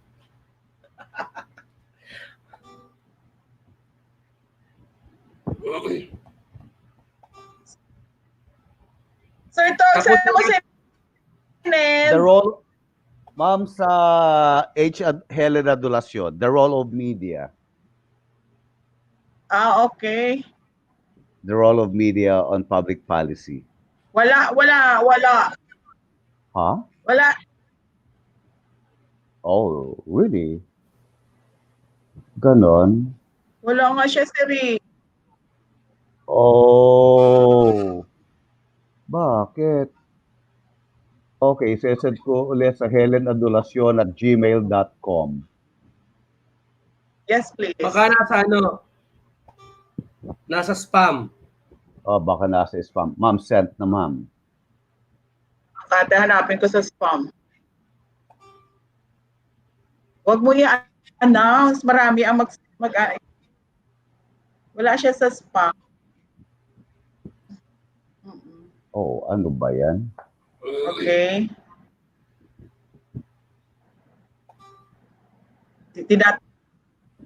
Wala pa rin? Uy, wala. Hala, saan mo yung dinala? Teka lang. Doon na lang kaya, sir, sa FB group mo natin send. Hindi ako marunong Wala. Sorry. Kaya pinapadala ko kay Ma'am Helen yung pag mga ganun kasi hindi ako marunong mag-send doon. Di pa ako tinuturuan ng anak ko. Yun lang. Sabi ni Sir Jimmy, naging choppy bigla. Sir, okay na yung line mo, sir. Hindi na choppy. Wala. Loud and clear. 10 by 10 siya, sir. Wala pa. Wala pa rin? Oh, nakadalawang Wala send siya, na sir. ako. Wala siya, sir. Ilan pa ba natin next meeting? Check ko. Bakit? Paano yun? Sabi ni Ma'am Hapsa, magbibigay ka daw ng pointer, sir. Actually, yung ibang section nagpapa-review. Yung ibang section nagre-request ng review. Kaya lang, syempre, hindi naman Buti na libre lang yung 4 o'clock mag-review. pa tayo kay Sir Rijan. Mahaba pang time mo, sir. Oo nga, kaya mahabang tiyaga-tiyaga. Wala pa rin? Nakatatlong send na ako, ma'am. Wait na, sir. Wala pa rin, sir. Hindi siya pumapasok. Tinatanggihan siya. Oh. Okay. Baka po bago matapos ang term ni Duterte, papasok na rin yan. Pwede. Bakit kaya?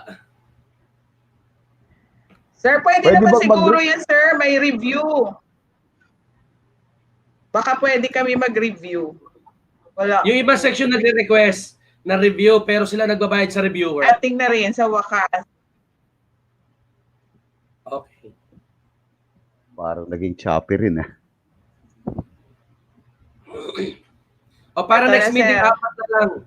Para next week, 4 na lang tayo, di ba? Para makapag-focus na kayo sa inyong pagre-review. Pwede naman kayo mag-group review online. Aha. Ano mga tips, sir? Read more, case study. More on situational lang question, kaya except statistics at saka methods of research. The rest, situation na lahat, even legal aspects. There are certain question na isang question, matatouch ang ethics, legal aspect at human resource. May ganon. Research, may ethics, may legal. Strategic management, wala kayong strategic management, kasi MPA kayo, no? Yes, sir, wala. Ayun, basta mga ganon. Basta aralin nyo ang stat at saka research, maraming sumasablay doon. Ang major laging so parang major pumapasa naman eh. Minsan sa sa basic bumabagsak, baligtad. Ang major kadabihan laging pasado ka sa major eh. Ang sumasablay lagi basic. Yung stat, legal, ethics, mga ganyan. Sir, tanong lang po. After nitong class natin, we are candidate for graduation. Ganun po yun? Comprehensive exam muna. Okay. After compre, tsaka po Pag graduate. pumasa ka ng compre, candidates ka na. Patay tayo dyan. Patay tayo siya. Pero pwede ka naman maglagay na sa iyong diploma, sa iyong pangalan ng Nanyong, MPA, opening candidate, may C. Ganon. Pwede na yon. Yung iba ginagawa yun eh. Halimbawa, katulad ko, no? Marmelo, Abante. Kasi ngayon, graduating din ako ng DBA. DBA C. Ayan, ganyan ang ginagawa. Pinost ko sa comment section. Ganyan yung ginagawa ng iba. So kayo pwedeng pangalan nyo, MPA, opening close parenthesis C. Pwedeng ganon. Candidate, ibig sabihin. So pag nakapasa na ng compre, graduate na kayo noon. Hintayin na lang kayo ng graduation day. Kasi ng thesis naman kayo.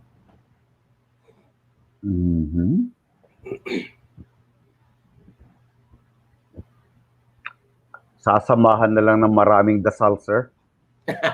Oo, minsan. Saka gandang sulat. Kasi ang mga nag-check, mga prof nyo rin dati. So sila nagawa na exam, sila rin mag-check. So pag medyo pangit ang sulat, alam na, hindi maintindihan, naiinis na yung matanda, sinisiro na lang. Hindi naman, joke lang. Saka dapat direct to the point, no? Direct to the point yung sagot. Pangit yung paligoy-ligoy pa. Dapat, kasi ang naggawa ng exam, meron silang gustong ma-hit na words. Pag na-hit nyo na yan, binibigay na yung points. Kaya pag dami na sinasabi na wala namang kwenta, ayaw din ng panel yon. Ayun na ma'am Helen, nakikita na. Share na ma'am, share na yung ma'am, yung Galing talaga ni ma'am. Si ma'am Helen, by IT graduate. Magaling yan, sir. Opo, ARB Studio. Comprehensive exam po, more on essay. Actually, hindi naman siya essay. Siya situational.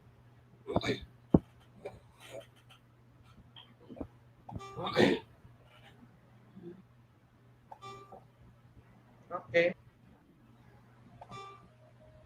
Sige ma'am, piliin mo na ma'am Helen yung PowerPoint. Okay na ma'am, piliin mo na yung PowerPoint. I-click mo na yung PowerPoint sa baba ma'am Helen. Hindi ko makakita. Ayan, nasa baba yung PowerPoint yata. Alin ba? Yan. Okay. Ma'am, hindi yan. Yung isa. F5. Kay kay Sir Rejan yan. Yung the role of media Mali and ba? public Mali. policy. Segla. Okay. Coming. Reporter ka rin pala mamaya, ha? Ay, eksakto ha, media. Opo. Eksakto ha. Announcer madidinig natin today. Magkakaalaman na po. Magkakabukingan na. Share ulit ma'am Helen, share ulit. Wala pa, di mo pa na-share, paulit. Paulit ma'am Helen ang share, nawala.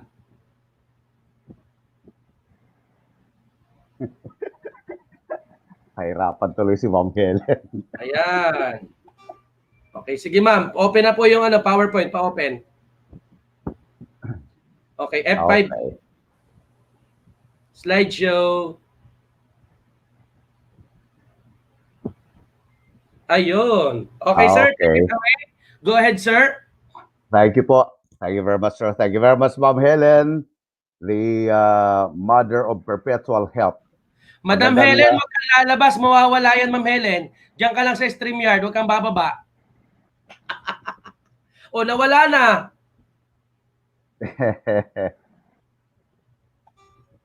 Ma'am, pa-share ulit. Nawala po, ma'am. Okay. Okay, ulit. Hindi mo makikita talaga sarili mo, ma'am, kasi ikaw ang naka-share. pero nakikita ka namin. Except mag-open ka na another YouTube, ano. Okay na, ma'am. Wala pa. Wala pa. Share ulit, share. Wala. Okay na kanina, ma'am eh. Na-share mo na kanina eh. Ay, okay. Ulit-ulit na share, ulit. Ulit. Opo, nawala eh. Nawala. Teka. Teka lang po. Si Ma'am Helen, ang Wait ina po. ng laging saklolo.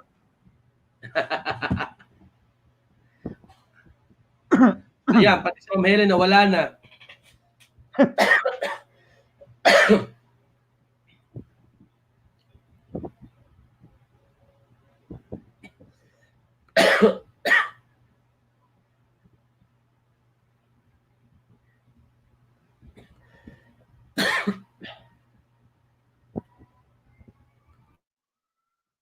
Yan, tapos na.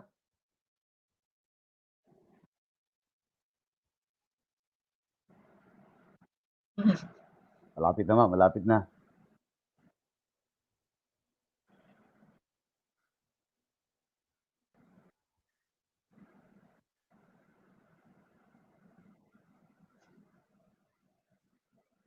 Yan, malapit na, ma'am. Malapit ka ng...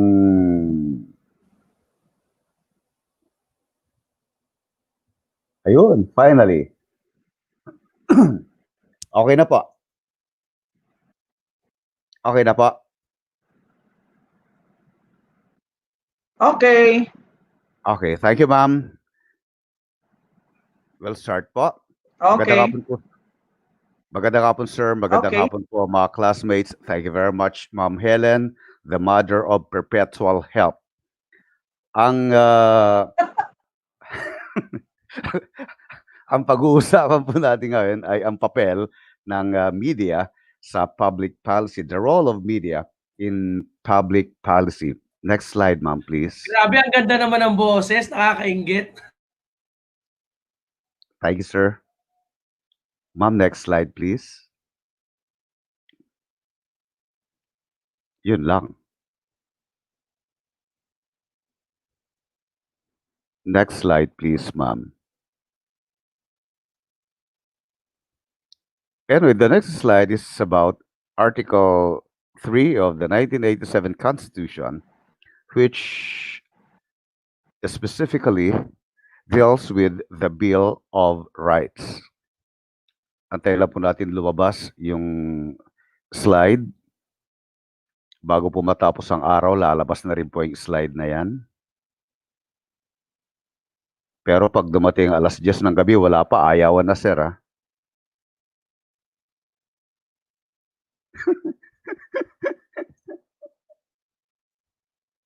Wala rin ako marinig. Mukhang mahina yung, I don't know kung mahina yung net sa amin o mahina yung net sa... Okay. Ma'am, next slide, please.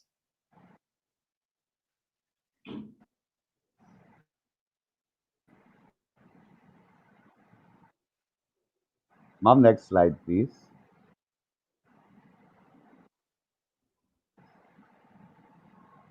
Okay. Article sir, 3. Thank you po. Article 3 of the 1987 Constitution, ito po yung patungkol sa Bill of Rights and patungkol po sa karapatan natin sa pamamahayag, karapatan ng media. On Section 4, it states that no law shall be passed abridging the freedom of speech, of expression, or of the press, or the right of the people to assemble peacefully and to petition the government for redress of grievances. Ang ibig pong sabihin, wala pong dapat batas na may papasa ang ating mga mambabatas para lamang pigilan ang kalayaan ng pamamahayag. And on Section 7, ito po yung karapatan ng mga tao, the right of the people to information on matters of public concern shall be recognized. Kung kaya't we have the right to be informed. That is why we've been fighting for the Freedom of Information Bill na unfortunately hanggang sa ngayon, it is just a bill. Next slide, please, ma'am. Media is considered the fourth estate. A little background, ito po ay nanggaling kay Edmund Burke na isa po siyang mambabatas doon sa Inglaterra. Sabi niya, may tatlong states of parliament, and these are the Lord's spiritual, the Lord's temporal, and the commons. But in the reporter's gallery yonder, there sat a fourth state more important far than they all. Ibig niyang sabihin, yung fourth state, which is the media, ang siyang napakahalaga dahil ito ang magbibigay ng impormasyon sa lahat ng tao para malaman nila kung ano ang ginagawa ng pamahalaan para sa kanila. Burke used it in the parliament debate in 1787 in the opening of the press reporting on the House of Commons of Great Britain. And ang media, it is called the fourth state because it is used to emphasize the independence of the press. Next slide, please. Ito po ang mga challenges sa media. Silencing the media. And as you would know, marami na po kayo nababalitaan ng mga nagiging biktima ng assassinations, ng killings sa media, mga napapakulong. Ang Pilipinas ay kabilang po dyan sa mga lugar na delikado. And according to the Philippine Center for Media Freedom and Responsibility, the Philippines was the most dangerous country in Asia for journalists last year. So far, sa ilalim po ng present administration, there are at least 85 attacks on the media. Next slide, please. Okay, in answer to the this, the government issued an administrative order which I would be discussing in a little while. In the meantime, ito po yung sitwasyon natin sa mga bansa na nagkakaroon ng problema yung mga media practitioners. And this is based on the Committee to Protect Journalists Global Impunity Index. Number 1 po ay Somalia, number 2, Syria, number 5 po tayo, Philippines. Kung titignan po ninyo yung lineup, hindi po maganda yung mga bansang yan dahil sila ay considered na magugulong bansa, yet ang Pilipinas ay nakalagay sa number 5. Next slide, please. Para po matugunan, next slide, ma'am, please.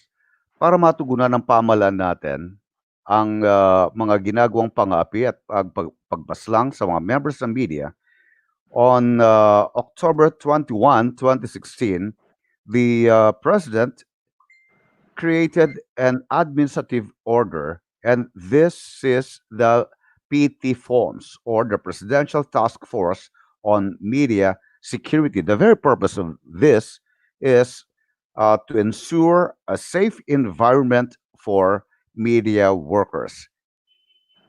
Next slide is the media as a tool. It is a tool in the public policy. Mass media is a group that constructs messages with embedded values, and it disseminates those messages to a specific portion of the public, of the society, in order to achieve a specific goal. The mass media serve a number of functions with the context of government making policy, and one of that is to entertaining and providing an outlet for the imagination of the public. Two, to educate and inform the public so they would know what is going on. Three, it would serve as a public forum for the discussion of important issues na tinatalaki po ng ating mga, just like mga mabatas, and also the executive. And the fourth, media acts as a watchdog for government, for business, and other institutions. Through media, people are we are able to get informed and be updated about what is happening around us and around the world, and we can make judgment regarding these various issues. Next slide, please.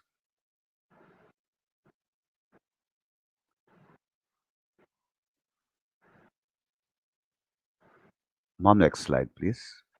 Media helps government circulate vital information about public service and government accomplishments. And also, while providing these opportunities for opposition parties, this information, ito naman ang nagagawa or pinagsasamantalan at times ng mga nasa oposisyon to criticize the government and propose other alternatives. But that is a good sign of a vibrant democracy.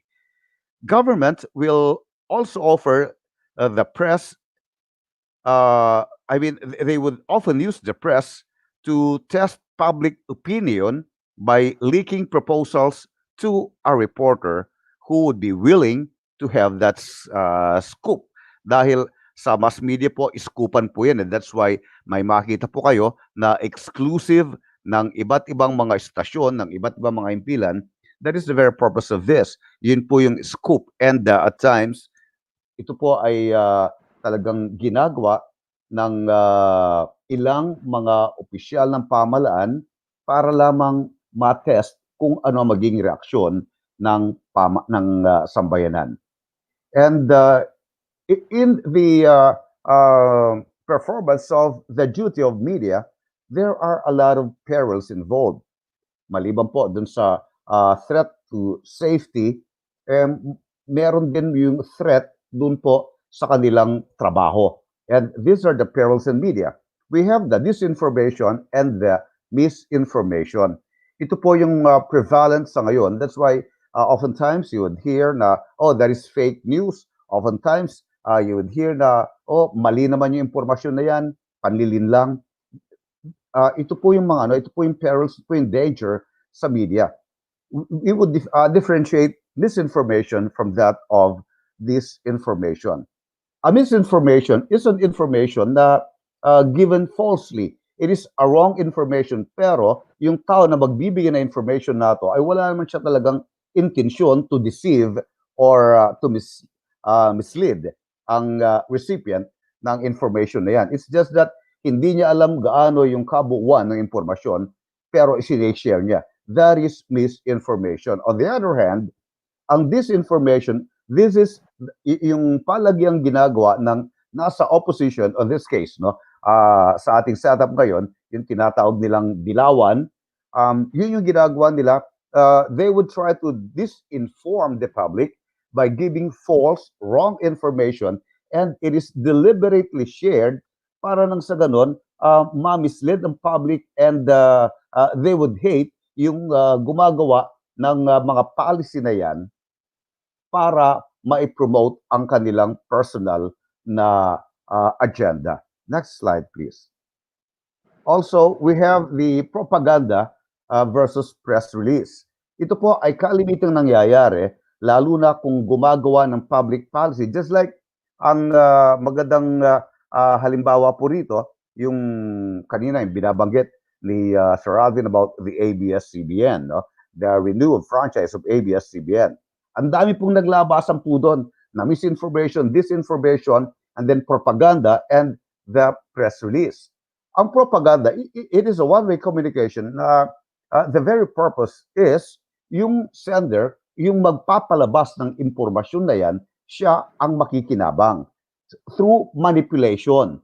Para bang, kunwari, yung kaso ng sa ABS, kung ako ang propagandista against the ABS, I would say ng ABS ay maraming mga kapalpakan sa kanyang pagtupad ng kanyang tungkulin based on the franchise na nakalagay na ibinigay ng Kongreso. And so these are franchise violations, just like not telling the truth, just like sila ay may kinikilingan, bias reporting, just like hindi sila sumusunod sa tinatadhana ng batas on the ownership, yung mga ganon. If I am the propagandist, I would be sticking on that and I would be hammering on that para ma-demolish ko yung kabilang kampo na gusto kong matalo. On the other hand, ang public relations naman ay it's a two-way traffic. Para bang, kung kunwari, ako ay isang politiko, may kaibigan ako media or magpapalabas ako ng press release sa mga media outlets para ipampagwapo sa akin. Gwagwapo ako, pero at the same time, yung mga recipient of that press release or of that news or of that idea ay makikinabang din. Dahil nga lamang, I would be pictured as the one who had created and initiated that idea, and so making me guwapo, pagdating ng election, they would vote for me again. And the propaganda, the press release, the disinformation, and the misinformation, ito po ay kalimitang ginagawa when we talk about public policy. As we would know, the public policy, ginagawa po yan ng mga officials ng ating government, and kung ang policy na yan sa kanilang paniniwala ay makakabuti, then they would hit it on the side na ito ay papabor sa kanila para nang sa ganon, ma-brainwash yung mga tao. Propaganda is one way of, one form of brainwashing. Also, ang counter po niyan is the so-called the black propaganda. Meron po black propaganda na puro banat. Just like, kung kayo po ay nagbabasa ng mga post ng mga or blog or whatever items coming from the grupong Dilawan and the grupong DDS, makita po niyo doon talagang matindi yung disinformation, misinformation, and the propaganda and the black propaganda. Kaya nga, as always, ako bilang practitioners, palagi po nating sinasabi, huwag po natin paniwalaan lahat yung mga nababasa at naririnig natin. We should not take it hook, line, and sinker. Media can be used and it can be abused. Just like the case of, I guess, fresh pa sa inyong kaisipan, yung kay CJ Corona during the time of President Aquino. Actually, the impeachment charge against Corona, hindi naman siya talaga impeachable eh. Kaya lang siya ay, may term kami po doon, prinaject. Prinaject siya ng administrasyon noon para matanggal sa posisyon. Kung kaya't, and the only way to remove him from office, he being a constitutional officer, is through impeachment. That's why then President, na alam naman natin, rubber stamp niya ang House, kinausap niya yung mga congressman, you file an impeachment complaint against the Chief Justice, at hindi na nila binasa yung articles of impeachment, agad-agad, with a vote of 1/3, ipinadala kaagad nila sa Senado, and then nag-start na po yung impeachment process doon sa impeachment court ng Senado, and the rest is history. Natanggal si Corona, he was decided as guilty, although kung titignan po natin, ano nga ba talaga ang kanyang pagkakasala din? It is just a wrong SALN. Mali lang po ang nakalagay yung mga entries sa kanyang SALN, and under the law, sa SALN po, hindi naman yan, hindi ka makukulong dyan eh. All you have to do is iwasto mo lang. Yung mga mali sa SALN, iwawasto mo lang yun, and that would be perfectly all right. But then, it's black propaganda, it's a project, they have an axe to grind, so siya po ay nadali, and unfortunately, ang talagang ginamit po doon is media. That's why, that is the power of media. It can make or unmake you, just like media is so-called the kingmaker, just like yung ABS-CBN, kingmaker po yan. Lahat po ng mga naging pangulo from the time of Cory hanggang the time of Noynoy, lahat po yan is creation of ABS-CBN. Hindi po kasama ang Digong kasi kinontra niyo po doon si Duterte. And kagaya po ninyong nalalaman, there's the so-called the greatest political party in the Philippines, which is ABS-CBN party. That's why nakaproduce po sila ng vice president, ng mga senators, sa mga congressmen, dahil po sa power ng ABS-CBN. But having said that, press, like democracy, is imperfect. And like bad democracy is better than no democracy at all. Bad democracy, just like bad press, is better than no press at all. Next slide, please. We have the types of media. Ma'am, we'll go to the types of media, please. Oh, the role of media na tayo. Ma'am, pwede po ba natin balikan? Anyway, wag lang po. I'll just briefly run through the types of media. Ito po yung mga klase ng media na nagagamit sa ngayon in order to promote the programs and the policies which could affect us, no? Na ginagawa po ng gobyerno. We have the print media, ito po yung mga nasa newspaper, the broadcast or electronic media, radyo, telebisyon, and yung the new media, kagaya po ng yung ginagawa po ninyo, yung sa FB, ganoon din sa YouTube, ganoon din sa mga blogs, may mga blogs, marami. Ito po yung new media at ito ang siyang ginagamit na ngayon in order to, shall we say, control the mind, manipulate the thinking of other people dahil nga sa prevalence po ng paggamit ng new media. We'll go to the role of media in the policy process. Firstly, I would like to define policy. This refers to statement of intent of an action plan to transform a perceived problem into a future solution. Kaya po tayo magkakaroon ng policy. The policy is born out of a problem. The policy should be the solution to the perceived problem. In the public policy process, especially the agenda setting stage, every policy actors will always wish to emerge as a victor, naturally. And the actors in the public policy, here are the actors. One, ma'am, paki-advance lang po yung slide, please. Parang hindi lang nag-in-sync. Okay. Ito po yung mga actors in public policy. One, the political leaders. Two, the bureaucrats. Three, media. Four, mga civil society. Three, next, the parliamentarians. And lastly, the judiciary. Public policy can be defined as relatively stable. It is purposive course of action para in order to follow an actor or a set of actors in dealing with a certain problem. There are, next slide, please. There are two categories of policy actors. Ma'am, next slide, please. Okay. We have the primary and the secondary. These are the primary actors and the secondary actors. The primary actors, these are the all official policymakers who have that statutory duty to make policies.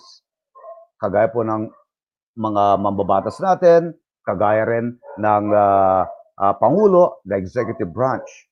And the secondary are, ito po yung pressure groups. Ito po yung pressure groups, just like yung mga civil, the civil society or the so-called uncivil society, mga the cause-oriented groups, and the others are called the cost-oriented groups. Yung mga ganun, yung mga think tank, the media, sila yung bahagi ng secondary dahil sila yung kasama dun sa pagmumold ng policy and sila yung makaka-impluwensya dun sa policy decision and the making process kung paano yung kalalabasan ng palisiya na ipapatupad ng pamahalaan. Through media, the citizens would learn how the government policies will affect them, how the government would gain feedback on their policies and also their programs. And the media can draw and sustain public attention on particular issues. This is the power of media. They can change the discourse around the policy debate by framing or defining an issue using a dialogue or rhetoric to persuade or to dissuade public.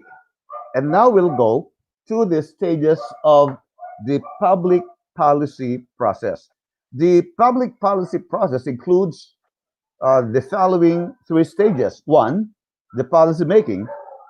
Ito yung mga policy maker, they would decide what to do about the things on the agenda.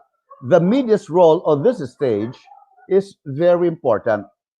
And this could be the stage wherein the media is most noticeable. During this stage, the policymakers would try to appeal to the people para maibenta nila yung kanilang sinusulong na policy at what is the best way para mabenta ang kanilang policy? Of course, the media. That's why yan yung napapakinggan ninyo sa TV, napapanood sa TV, napapakinggan sa radyo, nababasa sa mga dyaryo. The crucial process on the policymaking process, ito po ay crucial process because it is how the politicians tell if their policies are being well accepted by the people, if they are effective or ineffective, kung magiging gwapo ba sila o hindi. And also during this stage, the policymaking stage, the media is also busy doing its research. Titignan po nila rito yung the intricacies of the policies.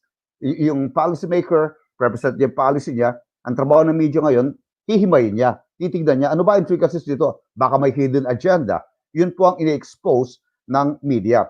And those findings would be reported sa tao kung kaya't at times nagkakaroon ng pagbabago doon po sa ihip ng hangin, ang certain direction ng isang policy ay nababago. It's because of the exposés in media. And what happens here, a policy is greatly determined by what kind of media coverage it generates. Kung malawakan po ang media coverage, just like ito pong issue ng sa PhilHealth, no? The IRM, and alam po naman natin, it's all over, talagang lahat ng media nakatutok po doon, kaya't nabago po yung policy ng PhilHealth as regards the interim reimbursement mechanism. Second is the policy implementation. Ito yung mga policies nila ay they would put into effect and it would be used. Ang papel ng media rito is watchdog. Ito yung tumututok na media.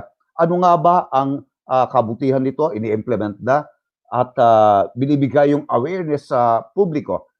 This creates public awareness.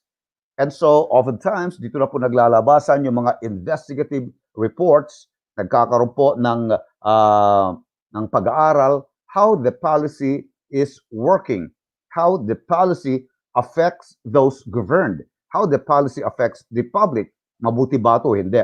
It is during this stage na oftentimes na lumalabas, na uncover yung mga scandals. Just like, yun nga, yung binabagit po natin, yung sa IRM, ito na po yun. Naglabasan na yung sa PhilHealth, yung mga scandals at lumalabas na hindi maganda yung policy ng PhilHealth as regards IRM. Why? Because it's being exposed by media. And without this expose, magpapatuloy yung IRM mechanism ng PhilHealth na yun pala ay ginigisa na tayo sa ating sariling mantika. Media's role on this stage is to make sure that the public knows exactly what the policymakers are doing or what exactly the policy is all about. And the good example of this, yung kagaya po ng binabanggit ko, yung expose sa PhilHealth at dun sa IRM. On various media programs, news articles, news releases are commonly used by the policy actors para maisulong ang kanilang objectives. On this case, yung pro at anti ang naglalaban. And so, ang ano rito, the role of media is pag kinakampihan kung alin yung kunwari yung pro, kalimitan ito po yung nananaig and it would alter the course of the policy. That is the power of the fourth estate. Thirdly, the policy review and the evaluation stage. Ito yung magdidetermina kung yung bang policy, namit ba niya yung expectations dito, yung objectives dito with different settings, at yung mga stakeholders o yung mga tao na maapektuhan nitong policy dato. The media's role on this stage is it would seek to determine the overall effectiveness of the newly enacted policies. And so basically, in the evaluation of, on this evaluation stage, the media would provide the public the actual and the policymakers the evidence regarding how effective or ineffective these policies are. Dito na po yung nagkakabukingan. The media is crucial in the policy review and evaluation because politicians need publicity. Public officials needs publicity. Yung publicity na yan, yun ang magpapagwapo sa kanila kasi ito ang magsasabing, oh, effective, magandang aming program. Next slide, please. The role of media in the policy-making stage. On the policy-making stage, ito po yung papel na ginagampanan ng media. One is, they would identify the problem. The media would report this to the public and ipapaalam nila kung ano ba ang mga problemang to, kung bakit nga ba may problemang ganito. Ipaparating nila to sa mga pamamaraang madaling maintindihan ng tao. Kumbaga yung tinatawag na the layman's term. This way, the media would be doing the problem identification. Oftentimes kasi, dito sa policy making, the problems are hidden by those policymakers. Di nila ito in-expose because these are the weak points of the policy. And kung i-expose nila, naturally, this would run counter to their interest. Media, daily or weekly reportage is crucial because when media begins reporting on the issues of importance to the public, yung mga gumagawa ng mga policy, the policy makers tends to listen. And dun po yung panahon na maaaring magkakaroon ng tweaking. They would tweak some parts of the policy para hindi po sila mabanatan. Second role of the media on this stage is the agenda setting. The agenda setting is the response to the pressure from interest groups. In the agenda setting, an agenda is a set of problems that the government wants to solve. Usually, there are so many of them that this must be prioritized. And through media, individual politicians or policymakers can change their mind towards a certain problem or topic. And thirdly is the policy formulation stage. The policymakers will decide what to do with the things which are listed on the agenda. Ang papel ng media rito is very important because it could be the most noticeable. During this stage, ang media would appeal, or the policymakers rather, would appeal to the people para tulungan yung at tanggapin yung policy na yan, and they would make use of the media. If a proposed policy generates positive and steady publicity, then there is a good chance na that policy, it might be a bill which might become a law, would be enacted. Ma'am, next slide please. Ito po yung maaaring gampanin ng media in the policy process. One, anticipating problems in advance of public officials. Two, alerting the public to problems on the basis of official warnings. That's why kung may pinag-uusapan, kunwari a bill na pinag-uusapan pa lang, marami na kayo naririnig sa media na the pros and cons of the bill. That is the process wherein the media is informing the public, educating the public on this particular bill, ano ang magiging effect nito? Just like the death penalty. Marami na kayo narinig tungkol doon. 3, informing the public of the stakes the competing groups had in solving problems. 4, keeping various groups and the public abreast of competing proposals. 5, contributing to the content of the policy. Yung pong mga inputs na ginagawa ng media, oftentimes, ito po ay naisasama dun po sa gagawing pinal na policy proposal. 6, deciding the tempo of decision-making. 7, help lawmakers decide how to vote. Ito po yung mahalagang papel para po sa mga mambabatas kasi pag ang isang panukalang batas nakasalang po both in the Senate or in the House, palagi po nilang ginagawit ang media to get the public pulse. That is purposely to get the public pulse para malaman nila kung susuportahan ba o hindi. Pag sinuportahan, then they would go. Pag ito'y tinutulan, then magbaback out po sila. 8 is alerting the public to how policies are administered. 9 is evaluating policy effectiveness. And the 10th is stimulating policy reviews. Yan po yung mga 10 gawain, papel ng media on the policy process.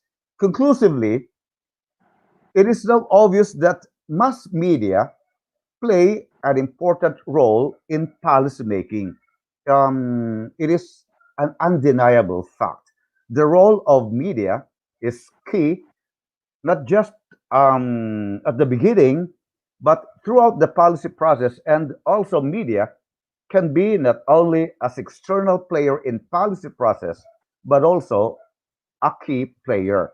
Just like yung binanggit ko po kanina, wala po namang perpekto, wala po namang, just like democracy, ang media, hindi po perpekto yan. Pero I do believe na ang hindi perpektong media ay mas maganda kesa walang media at magkakaroon tayo ng news blackout. That's my report, sir. Thank you very much. Sir, we encountered somebody asking questions. Yes, maybe you are also aware with MOCA statement. What would you say about MOCA statement? Sir, marami na pong statement si MOCA eh.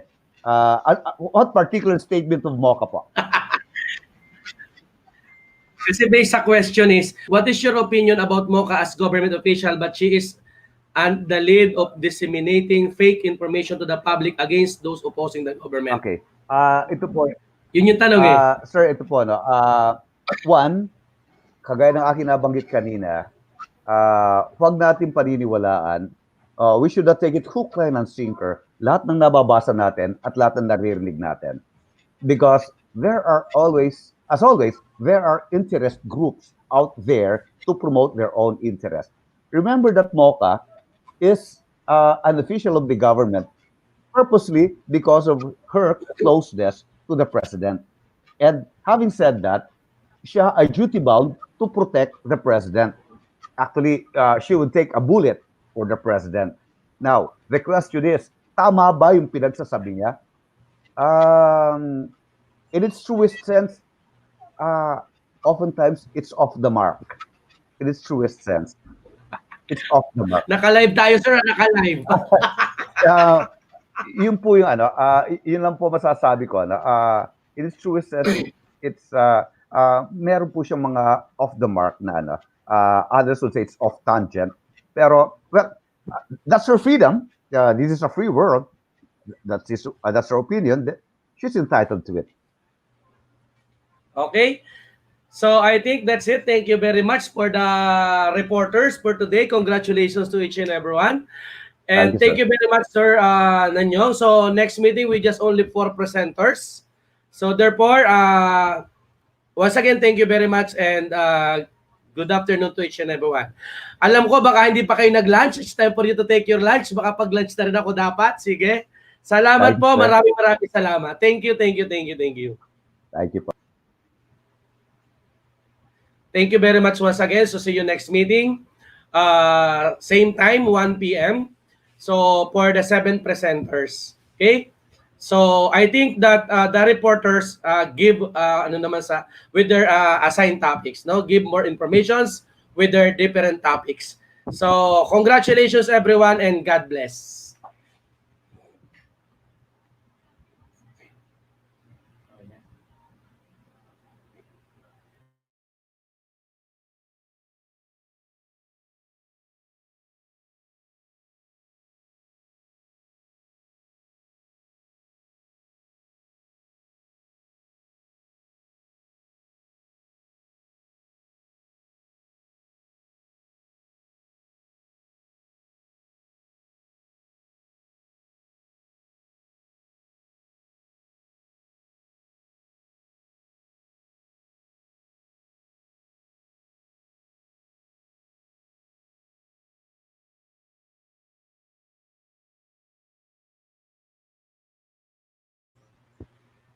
Before I forgot, I just want to give to inform you that all your comments here at the comment section will be graded. Okay?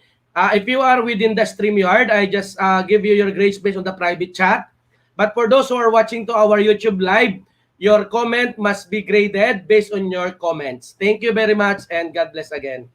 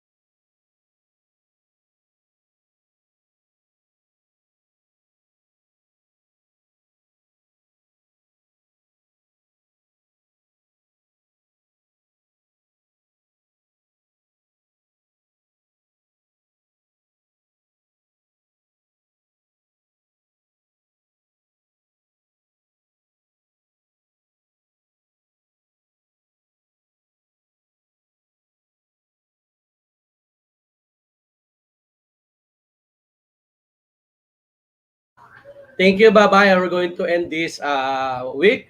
Thank you and Godspeed, everyone.